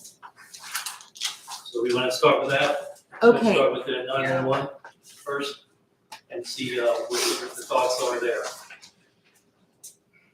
Doug, you want to lead that a little bit because you're on that board? Yeah, like Stuart said, the increase in workload over the years and just the amount that they do, and the funny thing is, people aren't leaving primarily because of pay. They are going to other jobs that are making more pay, but it's just because of the stress, the work, not the help or the relief, it's, like I said, it's going. So, I mean, with this, I feel that it's more justified, as far as having this one position,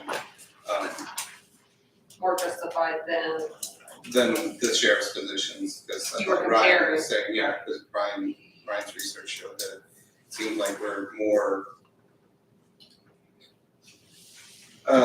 fully staffed, it seemed like, compared to other areas. This, with the work they do and with the increase over the years, I mean, they added a position in 2019, and it was paid for by their surcharge. So it wasn't coming out of anything additional from the county general or anything like that. This one probably would have to come out of county general, right? Sandy? the 911, Because they wouldn't have any. well, and that's why on here I have it broken down. The pay would come out of county general, but the holiday pay would come out of statewide surcharge, because that's where all their holiday pay comes from. Right. Cause they get that base salary and then they get additional. It was a discussion, could it possibly come out of their surcharge, the full day, and the surcharge wouldn't be able to. I don't think the handle surcharge can, that. That it wouldn't be, there's not enough to sustain it since 2012 all the time. or whenever the state surcharge, when it started, they've never They've raised frozen, it's the been amount frozen we've getting for 10 years, monthly. 11 years now, so, unless they reevaluate that. But, like you said, you know, the amount of calls, the amount of background checks, the amount of all that stuff has increased over the past several years, so. Can I add a little to that? Because I went out and toured them and sat with them for a while, and all that little side work was kind of intrigued me, right? How that they get those 50 background checks, and they have the only technology for that. My only thought of this, like, I do not feel like these other departments will take advantage of that, when clearly they could do it and or have a person to do it, and they put all that workload that needs to be done now on them. So my thought on that was, and maybe the answer is absolutely not, but does the sheriff or the prosecutor not have any budget to help us with this? Because in theory, a person can sit there, and a new person should be able to do that. I mean, can they not help us with the workload that they're putting on them? Or that doesn't happen? Well, I have a question, and I don't wanna be out of line here. This is locked here now. Yeah. That's a locked facility. I just feel like What do they mean by it's taken secure? advantage of. And when the sheriff calls them or the whoever or the prosecutor say, I need this tonight by 5, and you just gave it to me. Because you had to drive it over because we're in the same building. I feel like that's a big problem out there with them. They don't get a chance to even breathe. So when we're talking turnover, this is crazy. If it's not because of money, and it's not because of money. No, it's not. If this is some of the stuff going on behind the scenes, how do we help them?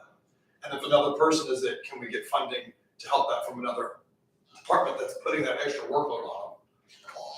I don't know that idea from the sheriff's department because they're asking for more personnel anyway and high pay and stuff like that. They're already asking, so I don't see them. It ultimately comes out of our pocket probably anyway, right? Well, I think if they all have As those the servers. council, as county taxpayers. I understand exactly what you're saying. The only thing about separating it out, didn't he say that that's another, how many thousands of dollars for each, to access each of these systems? But did they not send a person over to their place?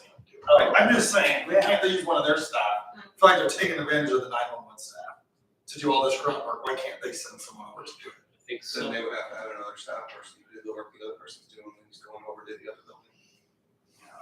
So it's more efficient and staff. So- Some of it's 24-hour operation too.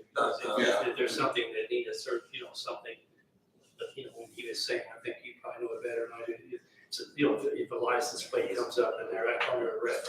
Right, if they have to do something, So and say they can do the it. sheriff's department calls in, hey, I need background, or hey, I need this, or whatever, they can do that anytime. As opposed to, oh, I gotta wait till tomorrow morning. Well, if they're already waiting 2 days to get the stuff to them, and you only have 72 hours, that only leaves the rest of that day, and if it.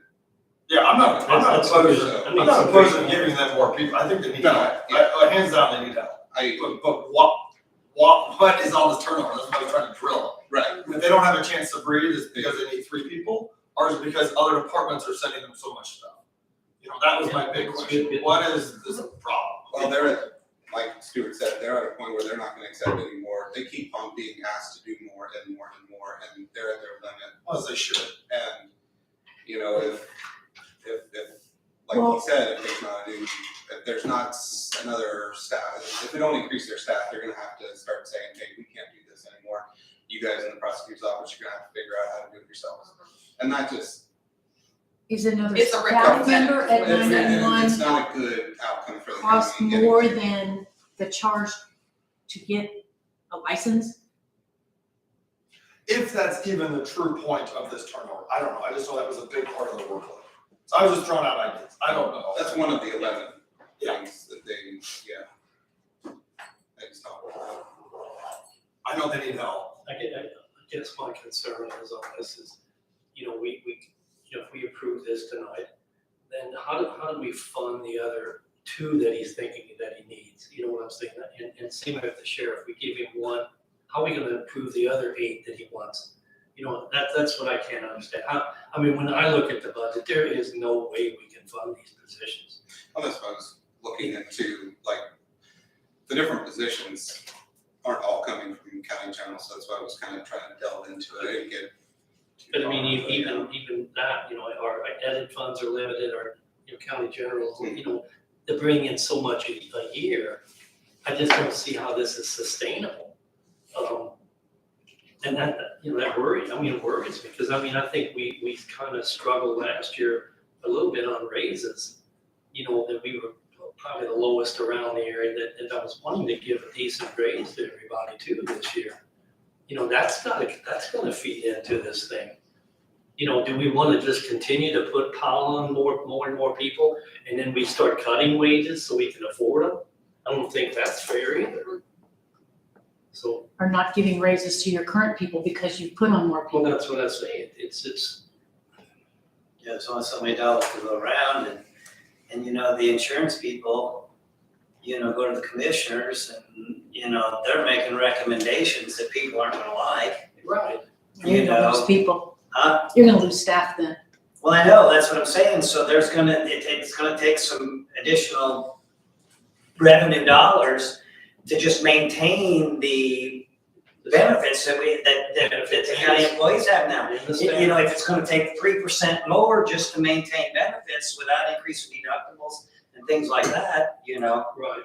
because I don't think anybody, if you poll everybody, you know, they're gonna wanna be able to maintain the benefits that they've got. Well, I think it's no different than what the sheriff has said earlier. You poll our employees, some want a cheaper deductible, some can't eat their insurance payment. I mean, Yeah, it depends where you're at in your life, what you want. yeah, Like he was talking about the 20-year-old, he don't care. but once you, But once you start cutting benefits and stuff, and that's just a rabbit hole. But right now, our insurance, about 90% of our claims are from 10% of our people. But that's probably That's in any normal. industry. Yeah. So it's, I mean, yes, it's expensive, but you can't guarantee, you can't say you're gonna get cancer, you're gonna have premium, you're gonna, you know, No, that's why. you can't that's why control it's that. insurance. Because you're gonna pay that no matter what. So, I guess, you know, I mean, you made some great points there, Doug, and I agree, and I think, Ryan, you made some great points. I think, you know, my thought was the same way the commissioners, I think when they approved these, and he said it tonight, you know, that we would give him one to see how this works, that he could hire 2 decent people, get them trained. And, you know, I think that's a legitimate thing. And I guess I have to say, I support them, you know, to hire that person. But in the same breath, I'm gonna say, I don't know if we can go on with this. You know, we can't tell him that at budget time, yeah, we're gonna give you 2 more people. And same with the sheriff, no, we're gonna give you 2 more people or 3 more people. I don't think we can afford it. And that's what concerns me. The only, And that's why I started looking into it a little bit more and kind of analyzing the last 4 or 5 years. the only change I can Well, say they'll have is answers. your CNR tax is gonna become available for maybe something. Right. Once this building, I mean, But next year it should be for maybe something. and that's a legitimate point, but I wanted to bring that up with why it hit us on here the other day. You know, he wants, you know, we signed a kind of an agreement with the community foundation that we would fund, and it's kind of specific, what we were gonna give them. We were gonna, you know, they got they got us paying for the Lilly Grant facilitator. They got us paying for 2 correction officers. And they got us paying for Intern. an intern, you know. So plus all the, plus the, I guess, the associated benefits. So, That's already you know, dedicated. that's, you know, this is already a couple $100,000 or more out of our, plus we picked up the heating bill. We're gonna be paying the heating bill up there, or the, you know, the air conditioning and heating. So, you know, when we say, yeah, we're gonna have all this money in CR, well. What's that bill gonna be, like $5,000 a month? How much is it for the whole gym? Well, no, just for community corrections. I don't know what it is. It's big chillers. It's all under one system. Yeah, But we're, we don't know what that is. we It's don't. probably at least $1,000. I can't answer because I can look up the It'd be more claims. than that. $2,000 for a I single. probably would touch it. No, I It's gonna be, I was just saying, it's probably down 100 grand or 50, 60 grand right there.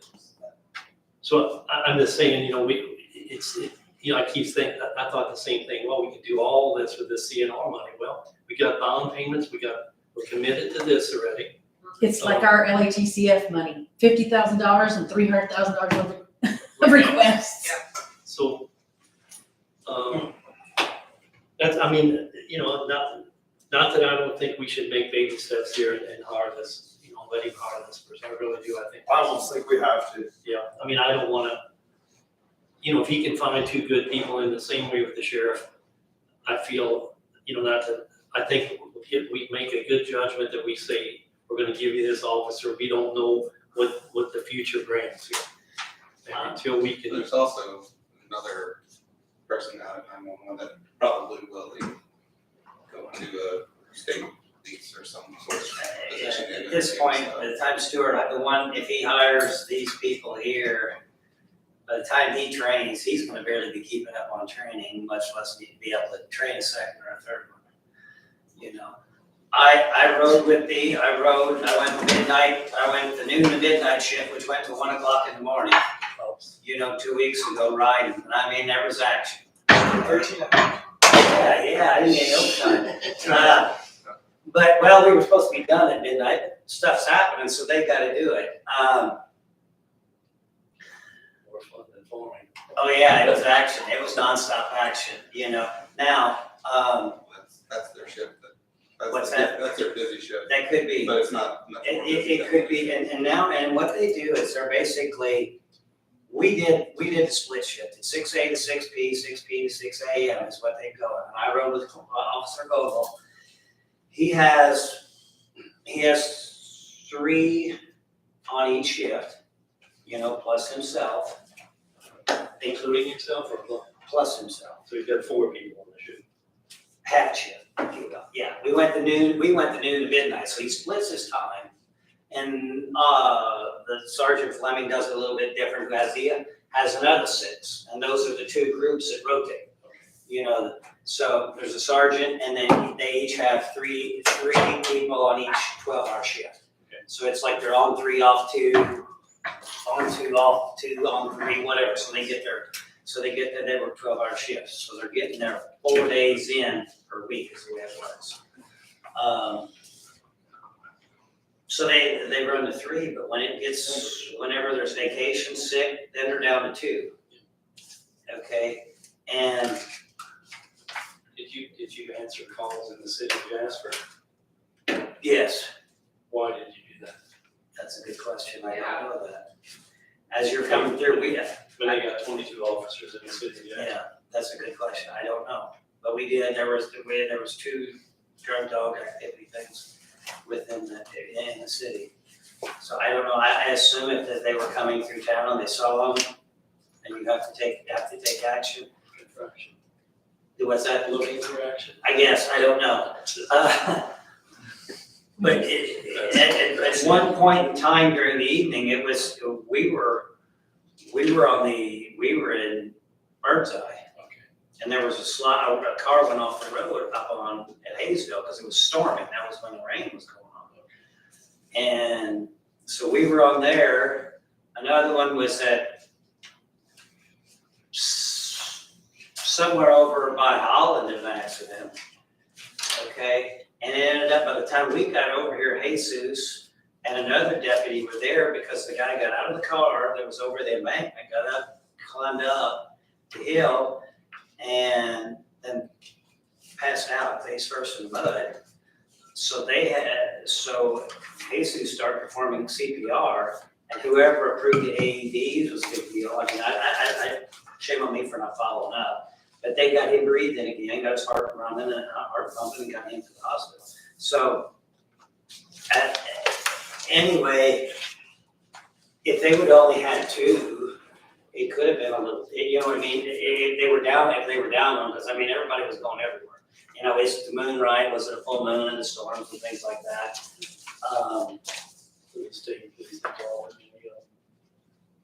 No.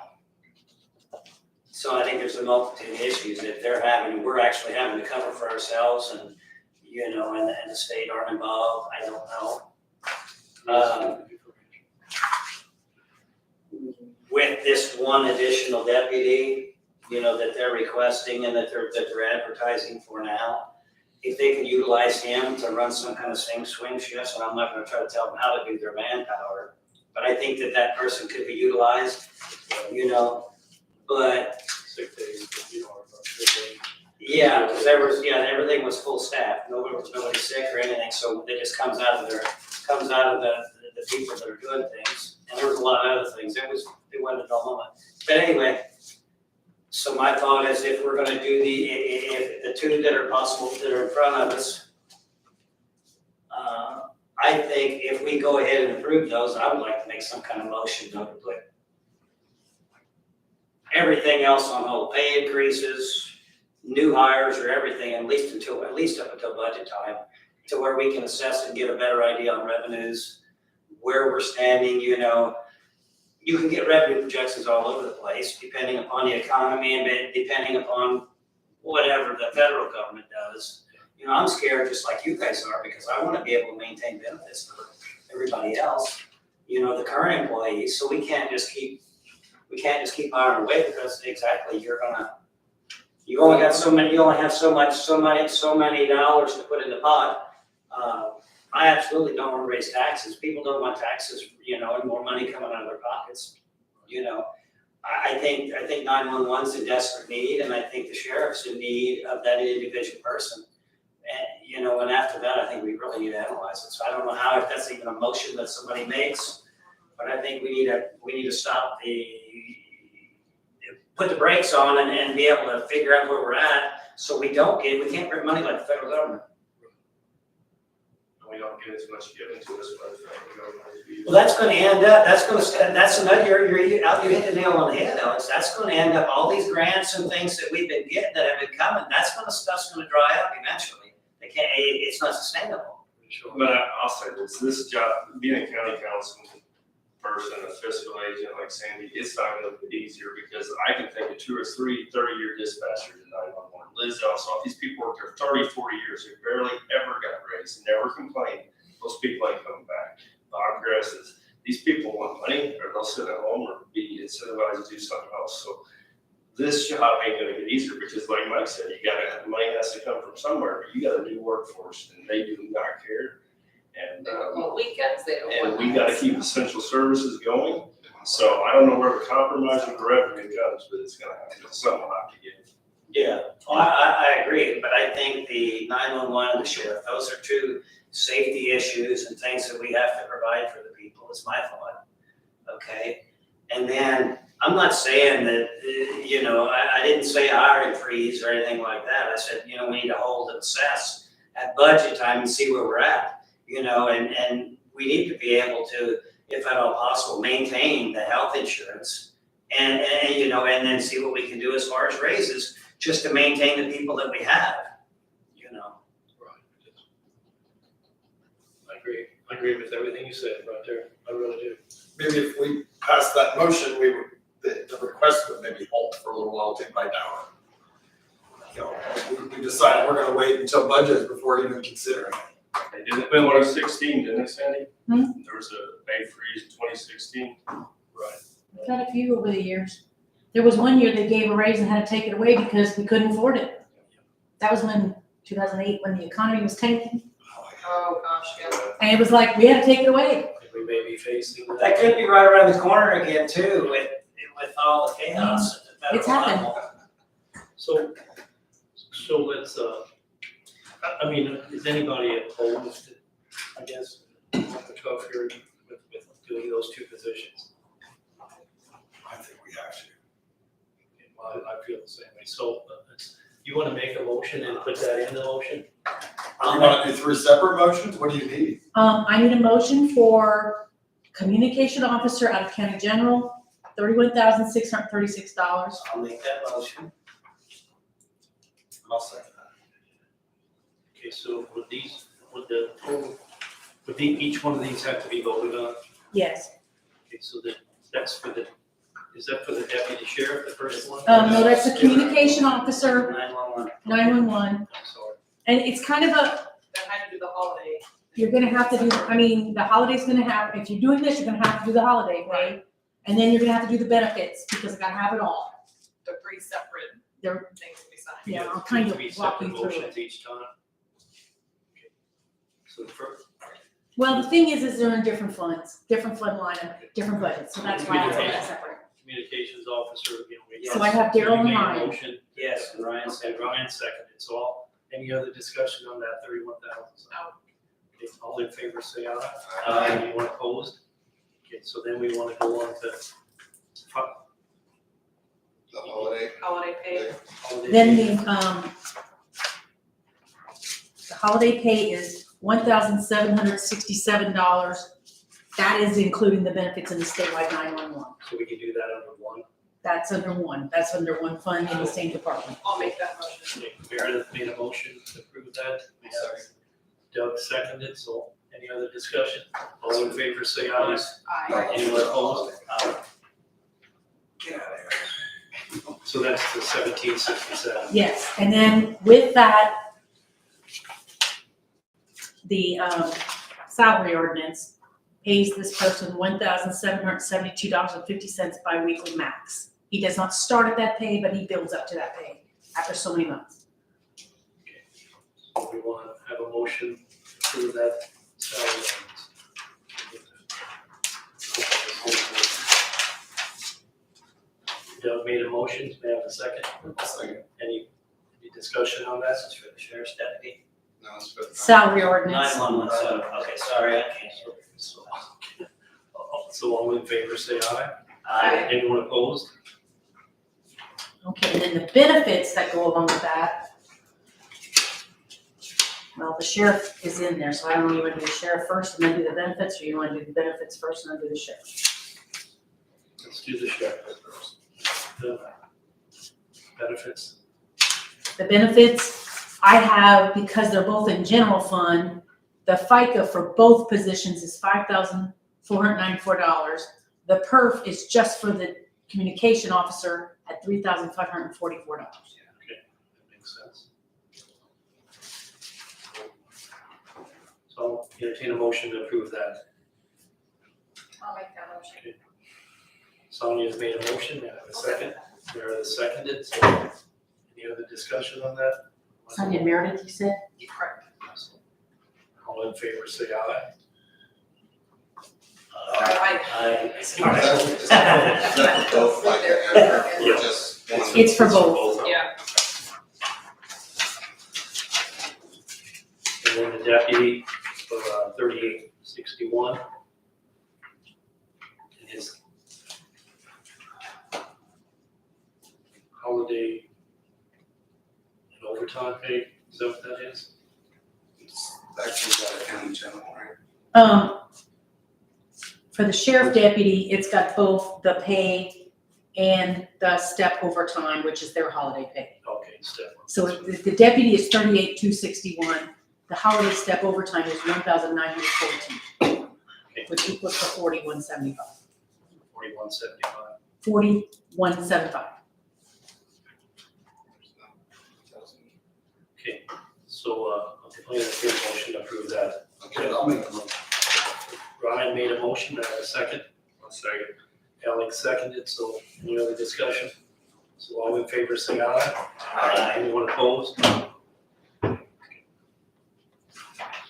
And then I'll need a salary ordinance that goes with that. $2,125.60 biweekly maximum. Okay. Starting with this pay period. Is there a motion for that? I'll make Yes. a motion for that. So Ryan made a motion, I have a second. I'll second it. Second, any other discussion? Who did the second? Tim. So any, all in favor, say aye. Anyone opposed? So Okay. I'll let you guys start signing all of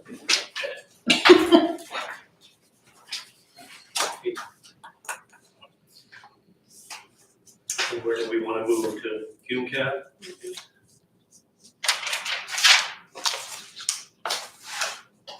me just a second.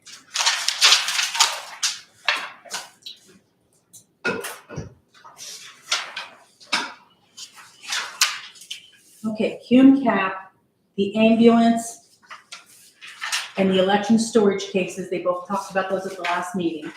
The ambulance bid came up $27,000 over what we had appropriated. So the commissioners have accepted that bid contingent upon you funding the difference. Okay, so the ambulance came in 276,582. So anyway, any discussion on that, or otherwise I'll entertain a motion to approve that $27,000. I'll make a motion to approve. Ryan has made a motion. You can do the whole thing at So once. can I, Yes, and then the $7,000 for Yes. election case? you can do them both because they're both in Hume Cap So under the that's, same. so that's 34,000. Make a motion to approve them both. I'll second that. And Meredith seconded. So any discussion on those two items? Otherwise, all in favor, say aye. Aye. Anyone opposed?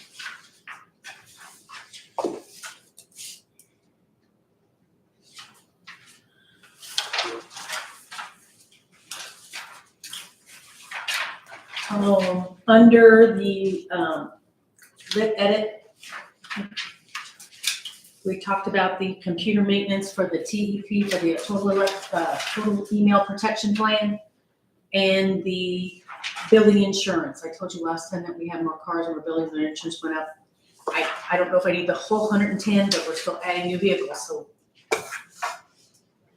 So this is this just to get us through this year? Or did this come due, or? We were short, we didn't have enough in our insurance. Our insurance is always renewed in February. Okay, But then I was short, but then they gave us a little credit, but then we turn around and now we're buying more sheriff vehicles and I'm getting bills again. So as we add them, I get more bills. okay, I mean, it makes sense, I had to explain here. Yes. So that's $129,732. Total. Does everyone understand those two And items? that's the insurance and then that email protection insurance, right? Yes. That you worked them down on. I did work them down, a second work down, Oh, you're but I have to sign for 3 years. It's all right. Let's say 15 grand, we'll take it. Okay, so that. But I gotta sign it Yeah, I'll make that tomorrow. motion. Or it's null and void after this week. Hurry up, get the motion in. So, do I have a second? Doug seconded, so Ryan, Doug? yes. So any other discussion? Otherwise, all in favor, say aye. Aye. Anyone opposed? So that passes. And we've been through the highway, local roads, the stickers. So we got drug use. Drug court user fee, this is for that extra 5 hours a week for the drug court to supervise the drug court, $29.50 per hour for 5 extra hours. Is that Emily? It's what we talked about last time, $8,767 for the pay and the benefits to go with it. Anyone would like to make a motion on that? What's that? This drug use, Emily. It's for the extra 5 hours to be a supervisor over the drug court Last week. case manager. Anyone want to make a motion? I'll make that motion. Okay, Meredith made a motion, Doug seconded. So any other discussion on that? Otherwise, all in favor, say aye. Aye. Anyone opposed?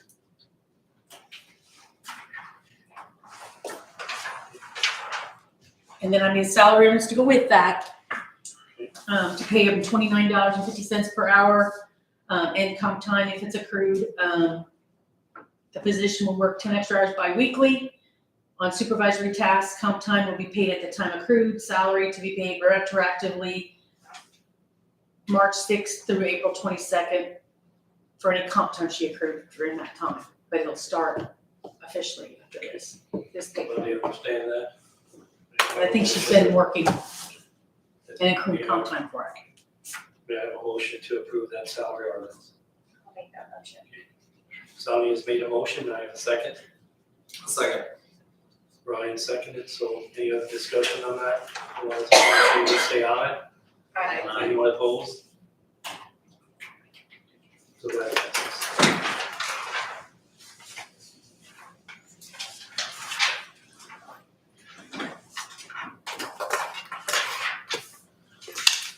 Just the one thing I have, or two things I have here, the The AI district meeting is Wednesday, May 17th at Huntingburg.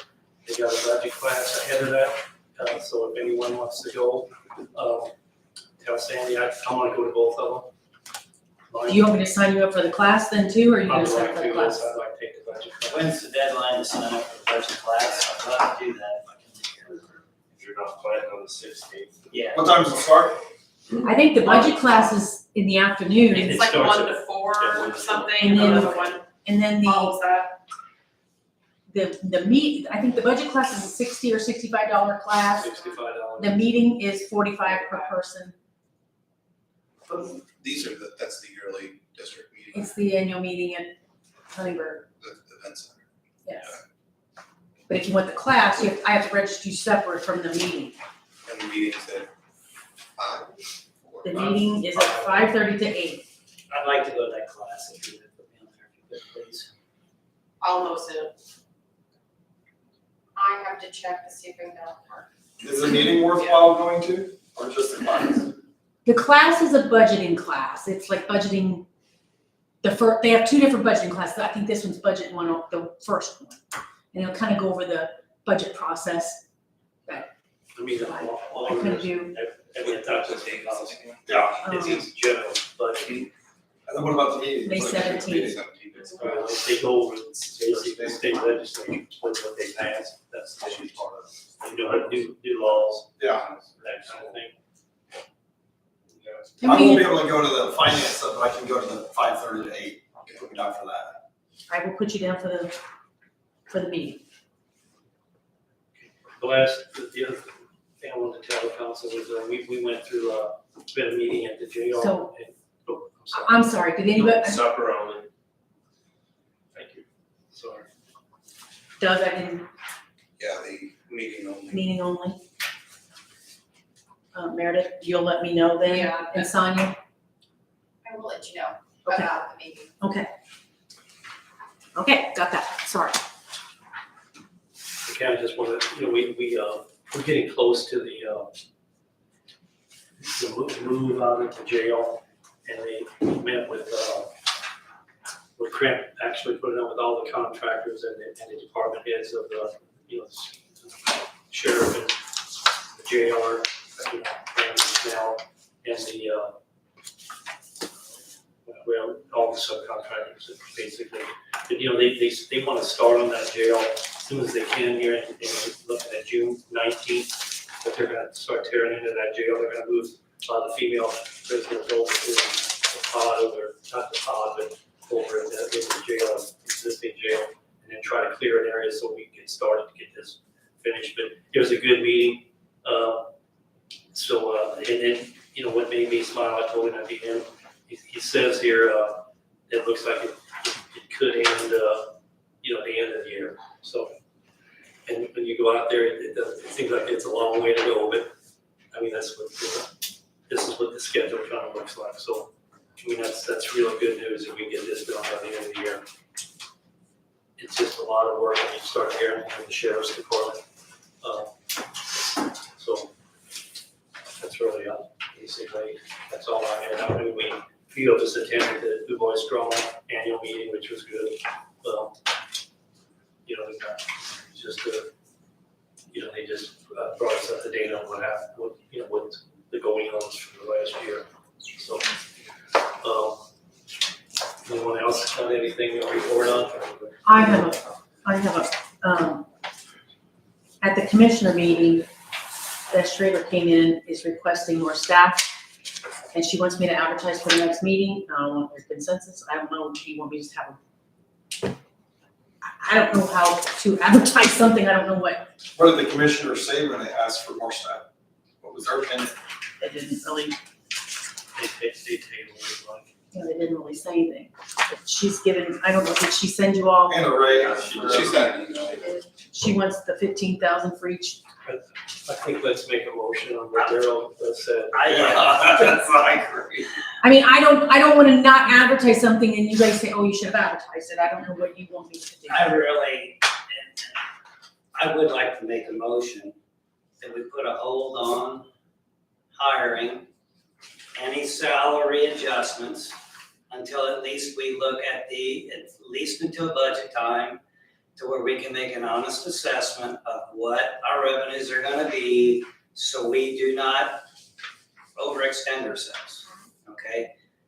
3 basic priorities.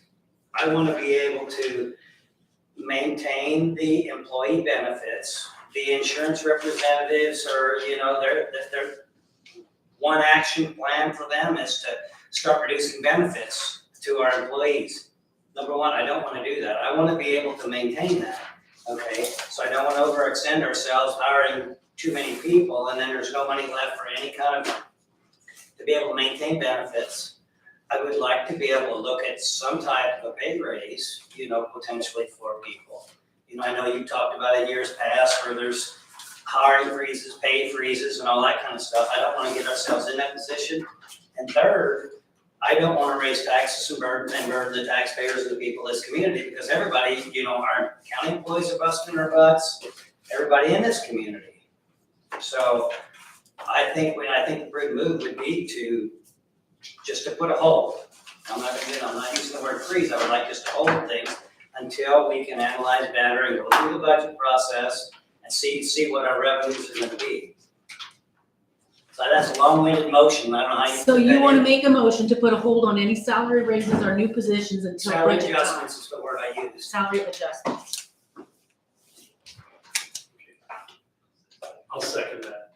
I don't think that's out of line. I agree. I don't wanna overextend ourselves, I wanna help people and I wanna, if we need staffing and I wanna continue to help where we need staffing to maintain vital services, but we have to do this prudently. We have to be able to take care of the people that we have as far as employees, and we have to be looking after the taxpayer. So, the first and the second, any other discussions on that? Am I being unreasonable? Okay. Well, we're all gonna vote. So all in favor, say aye. Aye. Anyone opposed? Both. So we're still one. All right. So then I tell her, you voted you can't do this until budget time.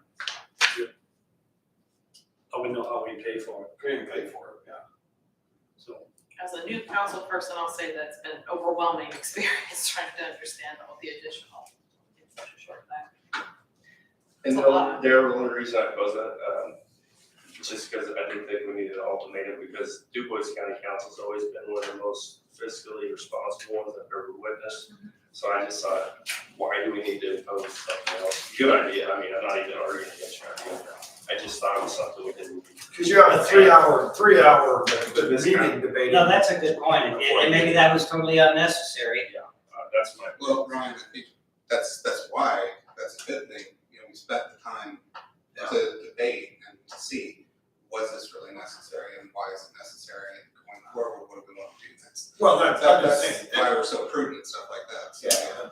I was more or less just using it as an awareness tool that,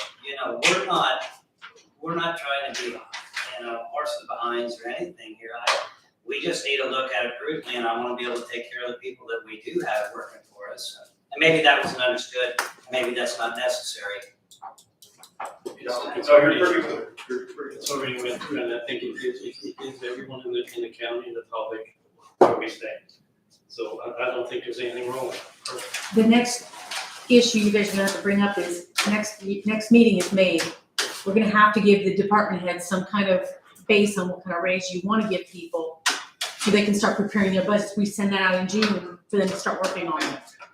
And some boards are already meeting. How do you kind of come up with those numbers just from looking at where you're at? I mean, do you guys, It's like cost is of it living. calculated or how do you figure this out? Just, like, I played around with numbers, just looking like, 8% here and 10% for this department, or, how does that work? In the past, we've done a blanket certain percent for everybody and see how much that affects. What my office can try to provide you is look at what the salaries are, total salaries, and what would 6% be, what would 5% be, what would 10% be, and tell you how much more money we're gonna have to come up with. Will the state kind of help us with revenue projections? We don't get stuff from them until July. Oh, really? That's timely. So, That's the May statute. we'll have to have that prepared. Well, I don't. Well, normally Normally June 1st, we start sending out all the budget paperwork for the department heads to start working on. They have to get it back to us by July 1. Because by then, we gotta enter it into the gateway system and start projections so we can get you guys stuff by August. I think, the wage thing that us three looked at, I asked Meredith if she would take, she's got this similar information, that she could sit down with three people, because you can't go over four, you can't go over. You can't have a quorum, that's So, four. so if they could come up with a solution, we don't really meet. And I think we in our meeting decide what we think is fair compared to other counties. But in May, we need to have that right. Well, for June, I mean, we didn't. Somewhere in there, but you're gonna have to give me something to give to the department heads to say, hey, because if I don't, you're gonna get, I personally don't wanna do it real early. I'd like to do it as late as we can, if it's June meeting, or, I don't know, or we don't necessarily have to do it. I think we can communicate what we wanna have in that budget. It's not cast in stone, no. you know? And what you wanna do is you wanna go high. You can always go lower, you can't go higher. So if you tell everybody to do a 10% raise, and then you come back and go, we're only gonna give 5, then we gotta cut all that. You know, several times we've talked about it in the meeting, we have people say what they think and kind of go on the average. We can do From that, low I to just, high, but I guess between you and I, it just seems like everybody in the whole county, nobody does it except us. The city of Jasper, you can't find out what they did. Ferdinand, they don't, I think we try to see what's fair, give it to the department heads, let them decide, and then we decide a budget on it. Because I don't, it just seems like, well, we put it out there in May, well, DuBois County is doing they're gonna do a 2% raise. Well, We're doing a 4. I just think we ought to be more. Maybe that's why they poach some of the people too. Well, We're able to get. I Well, just think the only thing I can say is, if you don't give the department some kind of guidance, you're gonna have stuff all over the We'll place. give them guidance. I think we'll give them guidance. It's just, I think we can come up with what's fair, where are we way behind, where are we advanced? And then come and just we'll go into a department head meeting and tell them what we want to figure. You can I tell think we them. probably should do that in May though, because like, we got our 911 advisory board meeting, probably gonna talk about budget Right. June 6th. LEPC has a board, I mean, some of these When's people the next have, department head meeting? It's about that same it's time. about time coming up, I guess. Um, The commissioners didn't set one, probably have one in May. I mean, we can have one in May. I just think if you could maybe sit down with some of that information, I'm gonna let you put the meeting together. And then us three will do another one. And You just guys see- can both work with Marky, and he can be your constant. he can sit in on it. Because he helped put that information together. Our next meeting's May 22nd, 4th, that's what I got. Yeah, that's right. Well, I'm just saying, if you don't give them some kind of guidance, We should be able to at least give a range and a guidance. A range. Yeah, I think so too. and you're not held to it, we can always, until I advertise that budget, it can be changed, May but 22nd. Give a guidance, give a range. May 22nd. That's what I got right. That's good. So That's what I want to say, 6 does that work with you guys or Proposition. What's that? Fishing in August. what we're thinking? Canada. Have a meeting sometime. Yeah. And then just try to come up with, because there's so many, it seems like What there's so about the many group's gonna involved. be, you're gonna meet with Ryan? Well, that's who we met with, no, us, Ryan. so we got another personnel here, so, but, I mean, they could, or we can. Who's the odd person? This Tommy's the odd person now. Well, a certain person would be. There's four left, out of the three, so. But you can only have 3. Or, you can sit down into groups of 2 and do it. And we can pass on our thoughts, what we can maybe pass on our thoughts to you guys. We'll try to meet sometime here. We can meet up and then we can maybe meet with them, because I feel like we've done quite a bit.